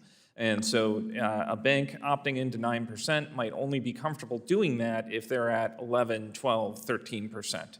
And so oftentimes, we've been very disappointed that only 1,600 of the roughly 4,000 institutions eligible have opted in. We are supportive of lowering the community bank leverage ratio, and also we are supportive of increasing the threshold in which banks may opt in. That is another $10 billion mark. Chair Barr mentioned Durbin Amendment and a number of other things that tied in at $10 billion. This is another one, and this is another threshold that can be indexed. Thank you for that. I would also like to highlight the critical role that community banks and credit unions play in the rural areas of my district. Many of these institutions have served local families and small businesses for generations. Their success is not built on sophisticated technology, but on deep relationships and trust within the community. Yet I consistently hear from these institutions that the rising cost of compliance and the duration of regulatory examinations are placing significant strain on already limited resources and personnel. One particular area of concern is the treatment of brokered deposits. For many community banks, brokered deposits are a critical tool for managing liquidity in a safe and sound manner. However, inconsistent definitions and overly broad restrictions have created significant regulatory uncertainty, even in cases where there is little to no elevated risk. Mr. Wiley, can you discuss some of the ways community banks use broker deposits to access funding that allows them to make more loans to small businesses and families? I'm sorry, I'm struggling to hear you a little bit. More ways that banks can access funding, is that what you said? Can you discuss some of the ways community banks use brokered deposits to access funding that allows them to make more loans to small businesses and families? Well, I do think they need them. I do think that the rules need to be relaxed a little bit, and they need to be customized for the bank, and they need to be used. Judgment needs to be used by the local regulators. Thank you for that. It is essential that our regulatory framework reflect the realities community banks face and that it supports their continued role in strengthening local economies. With that, Mr. Chairman, I am out of time and I yield back. The gentleman yields back his 5 seconds. The gentleman from Massachusetts, Mr. Lynch, is now recognized. Thank you, Mr. Chairman and Ranking Member Foster. And I want to thank the witnesses. You've been very helpful today. In the wake of the collapse, some of this is going to follow up on Mr. Heisinger's line of questioning earlier, but in the wake of the collapse of First Republic, Silicon Valley Bank, and Signature Bank in 2023, at the time, those were the second, third, and fourth largest bank failures in U.S. history. Consumer and advocacy organizations such as Better Markets and Americans for Financial Reform raised some serious concerns about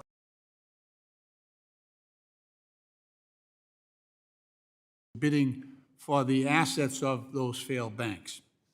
Now, while federal law prohibits large banks with more than 10% of total U.S. deposits from acquiring another bank, that nationwide depository cap does not apply, as you know, to the acquisitions of failing banks. And as you also know, the FDIC is currently required to resolve a failed bank by selecting the bid that would present the least cost to the Deposit Insurance Fund. In the case of First Republic, J.P. Morgan Chase, the largest U.S. bank with more than, well, now it's got more than $4 trillion in assets, entered into a purchase and assumption agreement with the FDIC to assume more than $100 billion in deposits and $230 billion in assets, and a deal that included an FDIC loss share agreement that greatly reduced the risk and cost of that acquisition by requiring the FDIC Deposit Insurance Fund to absorb the majority of losses that may have resulted from certain First Republic loan portfolios. While a number of healthy banks also bid to acquire First Republic, J.P. Morgan officials stated that their winning bid was predicated on the bank's financial strength and business model that facilitated a minimal cost transaction. Again, to Mr. Heisinger's point, J.P. Morgan then promptly announced plans to shut down 1/4 of First Republic's 84 branches, which they viewed as duplicative or redundant to their own operation and their existing network, at the expense of depositors who were left with no local branch, and then we had about 1,000 employees who were laid off. So, Mr. James, as we seek to promote health in the banking sector, can you offer us your perspective on why it might be important to ensure that smaller qualifying institutions, community banks, regional banks, might have a fair shot when it comes to bidding on the assets of those failing banks? Thank you, Congressman. The diversity of our financial institutions is extremely important to the functioning of our economy. I think one of my colleagues stated earlier that the American financial system is the best in the world because of its diversity, because of the different types of institutions. And so we would support maintaining that diversity, particularly when it comes to resolution, ensuring that smaller institutions have fair opportunities to acquire and resolve failed institutions is critical to those depositors and the communities that those institutions were serving. That's great, thank you. So I'll be introducing my legislation, the Failing Bank Acquisition Fairness Act, to enhance fairness in this bidding process and recognize the critical role that smaller financial institutions, either community banks or regional banks, serve to provide tailored banking services to their communities and advance financial inclusion. Specifically, my bill would restrict larger financial institutions that hold more than 10% of total U.S. deposits from acquiring failed bank assets, where community banks or other smaller institutions have also submitted a qualifying bill. So I am grateful to my friend Chairman Hill, and Chairman Barr for attaching a discussion draft of this legislation to be discussed today. Do any of the other witnesses have any thoughts on that? I mean, it seems to make sense that if we want to increase competition and also we want to provide those services to a wider community, then it's better to let as many banks bid as possible and have the opportunity to be successful. So ABA is supportive of expanding the least cost test into what bids are considered.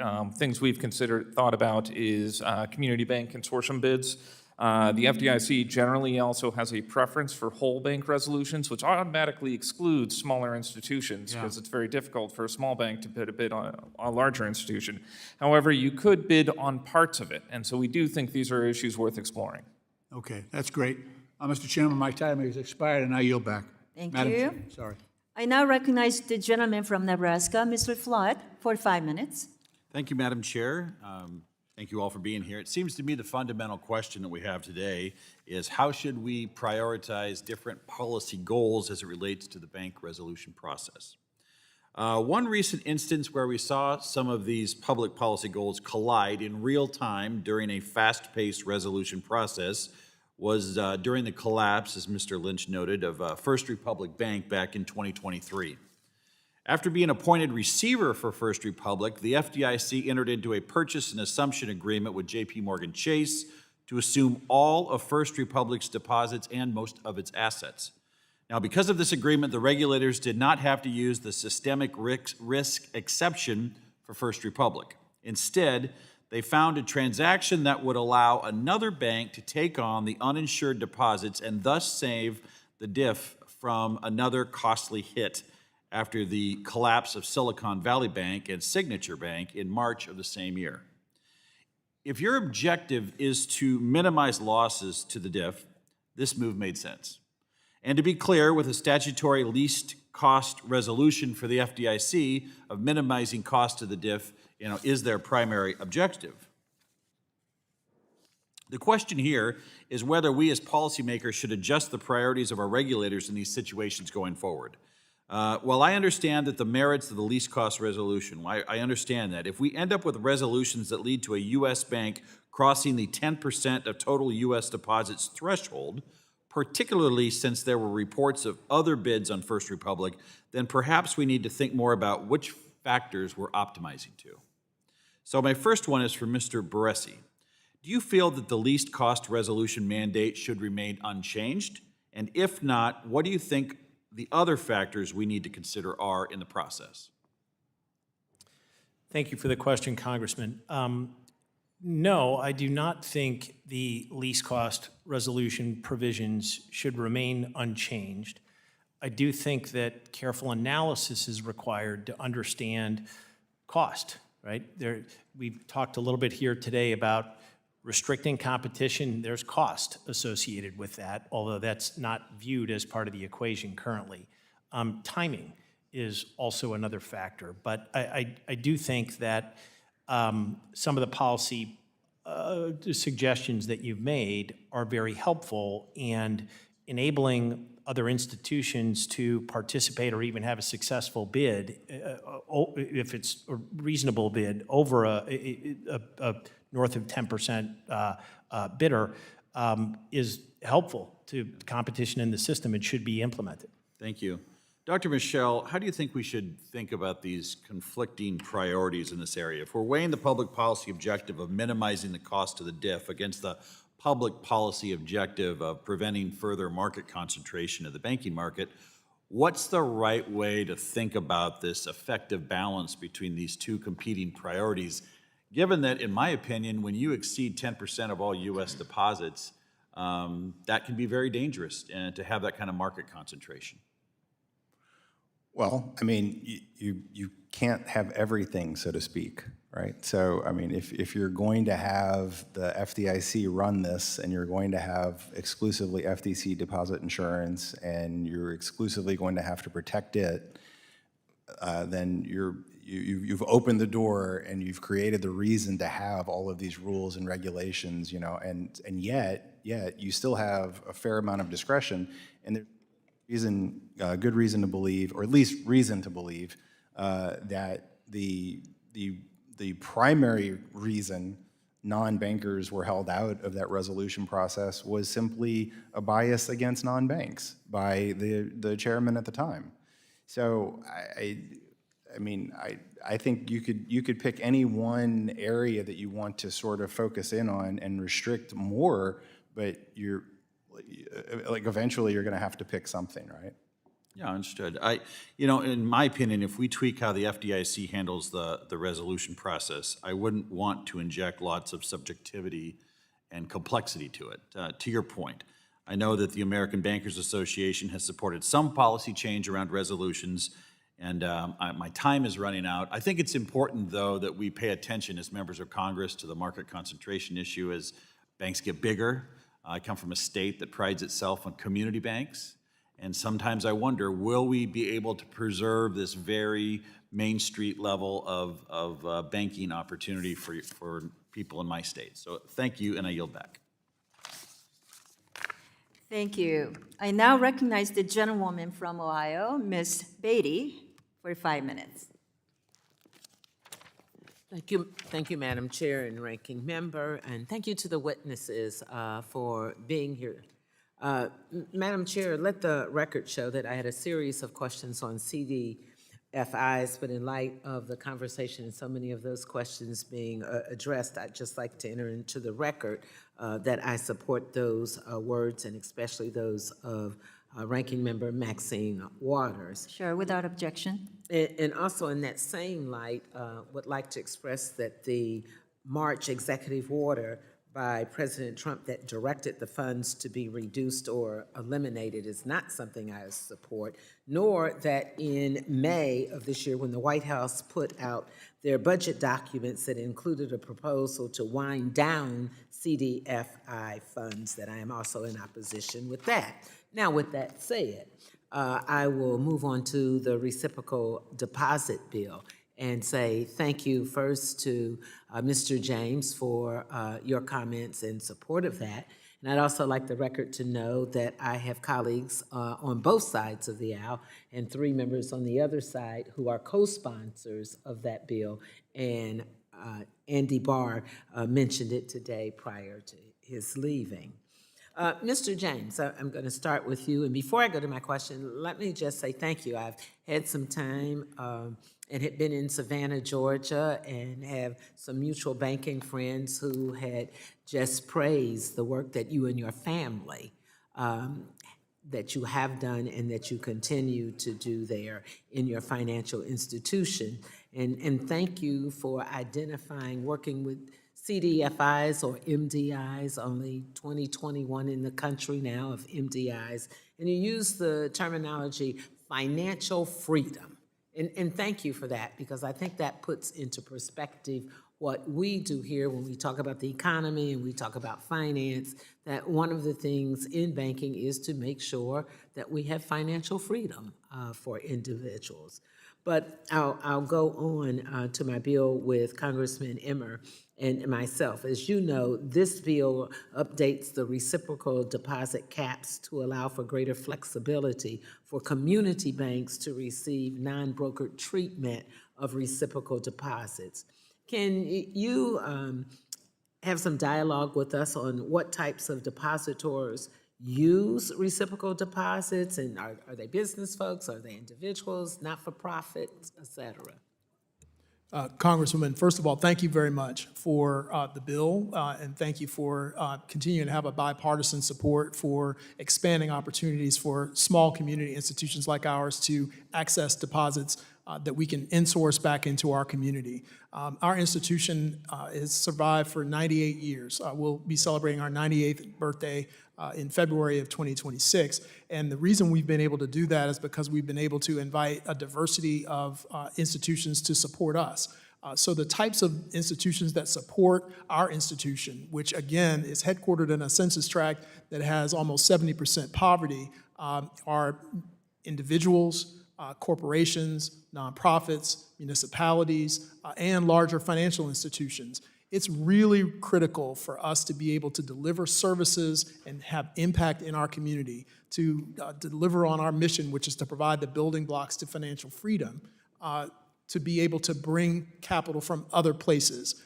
So folks in corporations or larger institutions or nonprofits that are interested in the impacts that we have in community and are willing to make large deposits with us have allowed us to actually almost double the size of our institution on the heels of the historic investment in the CDFI fund that has trickled down into our institutions. And so being able to access that liquidity from larger organizations has really amped up our ability to invest in small businesses and home ownership. My time's going to run out.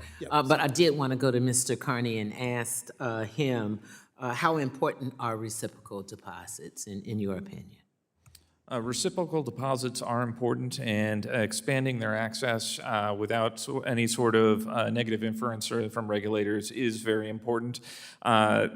The legislation you mentioned would be a positive step forward. Again, we think that the bigger issue relates to broker deposits and the need to repeal Section 29 of the FDIA. Thank you, and hopefully we can continue this dialogue. I yield back. Thank you. And I now recognize myself for 5 minutes of questioning, and I would thank all of our witnesses for joining us today. In California, where I'm from, community banks have relied upon the community bank leverage ratio to lower their regulatory burden and instead invest that money saved in the communities around them. However, if we could lower the community bank leverage ratio by an additional percentage point or more, we could see even more community banks uplift their surrounding communities. And CRS estimated in 2020 that lowering the community bank leverage ratio from 9% to 8% would result in an additional 550 banks being eligible for a simple capital ratio and lower regulatory burden.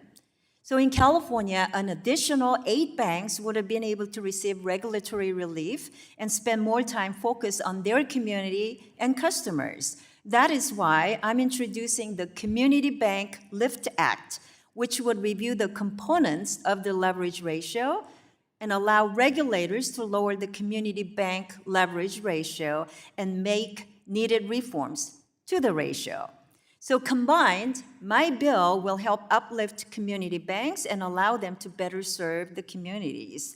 So now let's talk about the community banks that have opted into the community bank leverage ratio framework. And can you tell me, Mr. Carney, let me start with you. What benefits would they experience compared to the traditional capital requirements?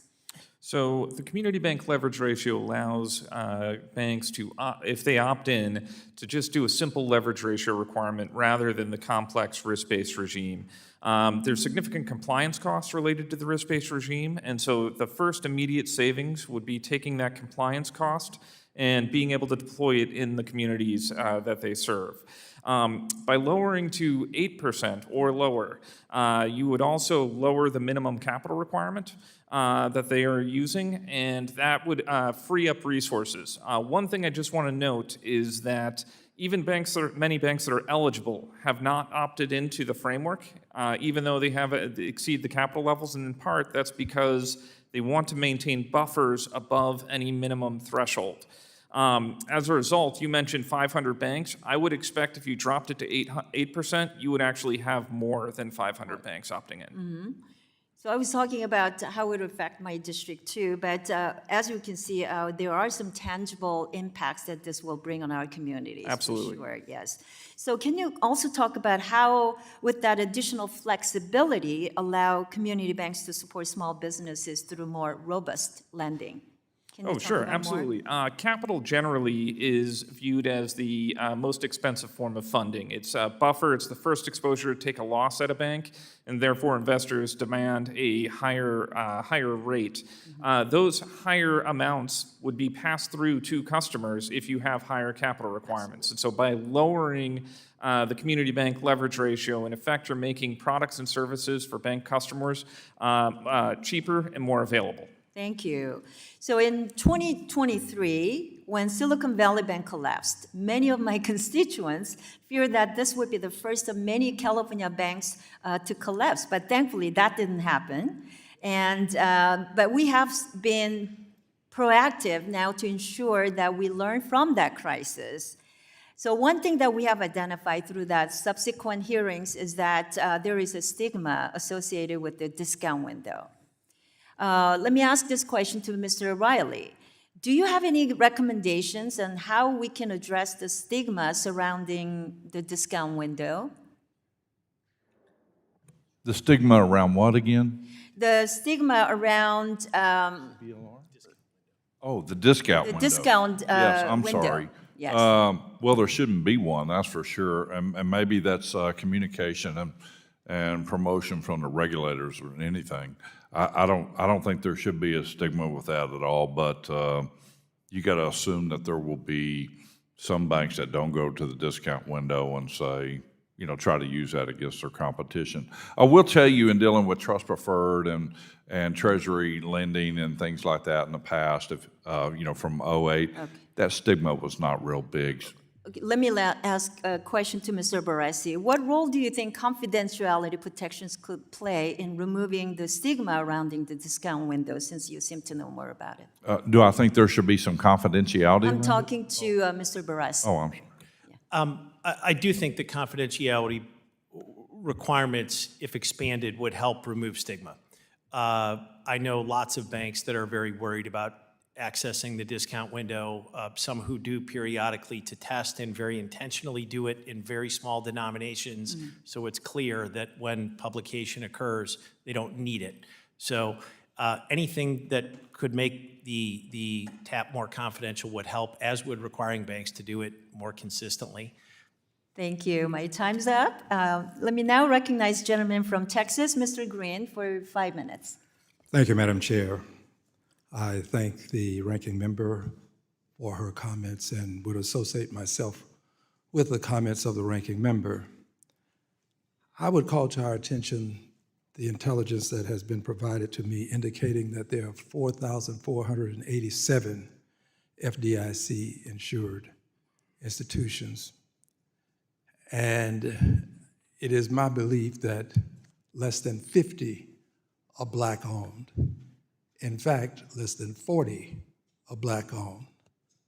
To be more accurate, less than 30 are Black-owned. To be even more accurate, less than 1% are Black-owned. I'm interested in knowing how we can use this topic of funding access to acquire more Black banks. I've been with friends who've started banks. It is not easy to acquire Tier 1 capital. Tier 1 capital. There's not a Black bank in the country with $10 billion in Tier 1 capital. Probably 2 exceed $1 billion. Probably 2. Now, Mr. James, you're much more educated on these things than I, so correct me. Do we have more than 2 Black banks with Tier 1 capital exceeding $1 billion? Thank you for the question, Congressman Green.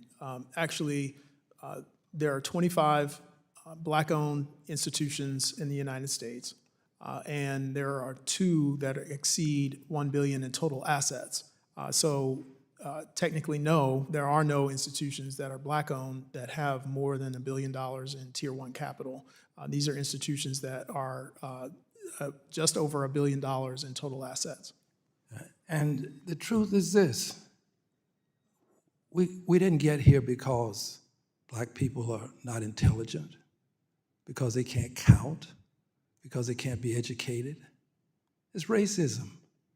So the question becomes, how do we overcome this racism so that Black people can own banks and acquire capital? I don't have the answer, but I know what has created the problem. And until we confront this, I'm not sure that we'll be able to resolve the issues associated with starting and maintaining Black banks. Mr. James, do you have any answer for me to help me understand how we can acquire more Black banks and deal with the racism that still exists? Thanks again. I do want to acknowledge that in the last 5 years, for the first time in American history, we have seen a convulsion in the United States economy, such as what happened during the pandemic, and actually not seen a decline in African-American-owned institutions. Typically, when you had the Great Depression or the Great Recession, you would lose typically around half of the Black-owned institutions would fail because they were undercapitalized. In the last 5 or 6 years, there's been more capital available, and so we've actually seen a slight uptick. So at the beginning of the pandemic, there were only 19 Black-owned banks, and now there's 25. And so that's good news. I think it would be very helpful to, again, reduce that that community bank leverage ratio to a smaller number, to increase the access for reciprocal deposits and other forms of liquidity, so that you could have smaller institutions of all types, whether they serve urban and rural communities, whether they be Black-owned or owned by anyone else, where you could encourage more competition and more different types of institutions. Regulatory reform is also important, because if we can evolve regulatory regulation, I'm going to have to we can have intercede. more institutions. I have to intercede because I have to close with this. Two things. The first is I think that we can do things to help all banks. But at some point, we will have to do something to help Black people. We really will. We didn't get here because we were unable to help ourselves. It was because others wouldn't allow us to help ourselves. And the final thing is, are there no women who can do what you men do? I always pay attention to who's on these panels. All male panel. But for this African American, I assume you're African American, you look like one to me, I don't know. But but for the Democrats, we wouldn't have an African American on the panel. Gentleman's time has The expired. gentleman's time has always expired. I yield back. Gentleman yields back and now recognize the gentleman from Pennsylvania, Mr. Muser. Thank you, Mr. Chairman. Thank you to our witnesses for the last couple hours, 2.5 hours of testimony. Important information being provided. Thank you. So in 2018, Congress passed S 2125, or 55, to tailor regulations for banks on asset size, providing relief to community banks. The Trump administration now is continuing this push, moving away from a one-size-fits-all regulatory approach, while the Biden administration really was pushing the opposite way. Recently, Fed Vice Chair of Supervision Baumann proposed changes to community bank leverage ratio, a framework that allows community banks to meet a single, simple capital standard of 9%, as you well know, and we've been discussing. Important changes to reciprocal deposits like those proposed in Whip Emmer's bill, which I co-sponsor, could provide a stable source of funding for smaller banks, especially those that rely on reciprocal deposits to give their customers extra protection. So, Mr. James, I'd like to start with you. Community banks follow complex rules that assign different capital requirements depending on the type of asset they hold. The community bank leverage ratio takes a simpler approach. Banks just need to hold capital equal to at least 9% of their total assets. Why is this a simpler standard? Why is the simpler standard more effective? Do you believe in it? And how would lowering that threshold, as Vice Chair Baumann suggested, help banks like yours? Thank you very much for your question. I want to echo the comments earlier of my colleague, Mr. Carney. Just simplicity and flexibility. I mean, if you know, for a small institution like ours that has a very limited staff and limited resources, complying with complex rules just takes resources away that we could otherwise deploy in communities. And so by having that community bank leverage ratio, that simplifies one of the many myriad of regulatory requirements. And so if you want to encourage more institutions and more competition and more access to capital, particularly within regulated financial institutions, so that you're not just having a proliferation of non-regulated banks and financial institutions, then reducing that community bank leverage ratio is a good idea, because it will, you know, bring more people back into a regulated financial system that would, you know, not expose folks to as much risk. Very well said. Thank you. Mr. Carney, a similar question. What do you see as the biggest advantage of having capital requirements designed specifically with community banks in mind? So the community bank leverage ratio is specifically designed for community banks. It does provide the relief that we've been discussing. We would like to see that relief expanded. We would like to see the community bank leverage ratio level drop to 8% at most. Regulators can do that currently. It's within their purview now, but Congress can actually drop it lower than that amount also. By doing so, you will have more banks opt in. Banks have typically tried to hold buffers above regulatory thresholds. So if it's 9% now, they'd only be comfortable opting in if they're at 11, 12, 13%. And so by lowering that ratio, I think you would have, community banks would have a lot more resources to deploy into their communities, and compliance costs would be cut. All right, important comments, thanks. On a scale of 1 to 10, how hard is it for community banks to comply with the current complex rules compared to the straightforward CBLR? So the community bank leverage ratio is almost automatic. It's a leverage ratio within the call report. So compared to anything else, it is a lot easier. Great. Mr. Wiley, reciprocal deposits are a way for banks to give customers more FDIC insurance coverage than the usual $250K limit. For the benefit of people back home, can you explain in simple terms why banks engage in them?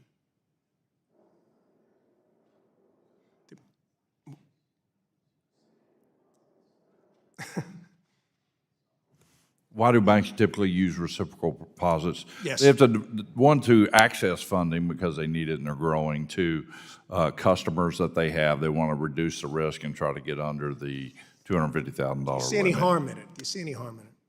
Pardon me? Do you find any harm in it? Do I find harm in it? Right. No. Okay, good. That's what I wanted to ask. All right, Mr. Chairman, I yield back my time. Gentleman yields back, and I'll recognize myself for 5 minutes. Thank you, gentlemen, for being here this afternoon. I'm also a member of the Judiciary Committee, chairing the antitrust. So my first question kind of goes to, it's a bigger question, but I believe, my opinion, the Biden-Harris administration took kind of a negative posture towards mergers and acquisitions across the board, resulting in applications being substantially, they were either delayed or there was very little transparency. And U.S. bank mergers faced kind of a unique multi-agency review requirement involving both antitrust and prudential regulators. And in my opinion, again, caused delays and uncertainty. It was varying from whatever sector you were referring to. Healthy mergers can increase, obviously, competition and make the banking system more dynamic, allowing banking organizations to realize the economies of scale and scope via mergers or acquisitions creates competition and generates cost savings that can be passed on. I understand that there's issues with the size of some of these institutions, but I just felt there was kind of a negative approach to this. So, Mr. Barresi, it's kind of self-serving, but I have a bill, the Bank Competition Modernization Act, which is noticed to this hearing, including the provision directing regulators to find that mergers resulting in a bank with less than $10 billion in assets do not create a monopoly or substantially lessen competition. So, given your experience, I know you've kind of addressed some of this stuff directly and on the fringe here this afternoon, but can I just ask you, what is your opinion on this? And given your experience advising banks, specifically finance firms and fintechs, how do you advise them to approach this moving forward? I think your proposal would be very helpful. And if I can, I'm going to try to tie together a few things we've talked about. It's incredibly difficult for small banks to compete in the United States of America. If you look at ratios of returns on assets, returns on equity, multiples in the market, stock price, in other words, there's a direct correlation between size or scale on the one hand and positivity on the other, good returns. Small banks face a huge uphill battle, and allowing them to combine in a way that is efficient and fast and does not cause them operational difficulty while they are waiting for extensive periods of time to obtain approval is very helpful. Banks are subject to tons of competition from credit unions and financial technology companies. You're hard-pressed to say that you can't find access to financial services in the United States, except in some rural areas where it can be hard to get physical presence. So I think what you suggest is a good idea, and I think it would help not only with the approval process, but with a host of things that we've discussed as to why it's tough to be a small bank. So, Mr. Carney, let me just ask you quickly. The Competition Modernization Act is designed to ensure regulators fully account for all types of competitors, including credit unions, the farm credit institutions, and non-bank financial companies. How would you include these additional entities in a competitive factor when you're trying to analyze this, giving the regulators a more complete picture of the full market? The merger rules are over 30 years old now. Goes back to 1995. Banking and financial services has fundamentally changed. And so taking into account competition wherever and however that competition occurs is important. Focusing in on local bank branches is no longer appropriate. Very good. I'll just finish, Mr. James. Can you talk a little bit about when you're involved in a merger and you find yourself having to continue to market your services and you're caught in maybe a 90-day holding pattern? Thank you for the question. Yes, I think, quicker resolution of merger and acquisition activity would always be helpful so that you can, stop focusing on, compliance and regulation and more focused on, and get more focused on customers. We've seen instances where, customers, get concerned about the debit card number changing and, core conversions. And those are real operational issues that we would rather focus on rather than, complying with regulation or responding to, inquiries from supervisors.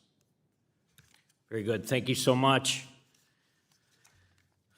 I'd like to thank all the witnesses. Thank you, gentlemen, for being here this afternoon, and without objection. All members will have 5 legislative days to submit additional written questions for the witnesses to the chair. The questions will be forwarded to the witnesses for the response. Witnesses, please respond no later than October 14th of 2025. This hearing is adjourned.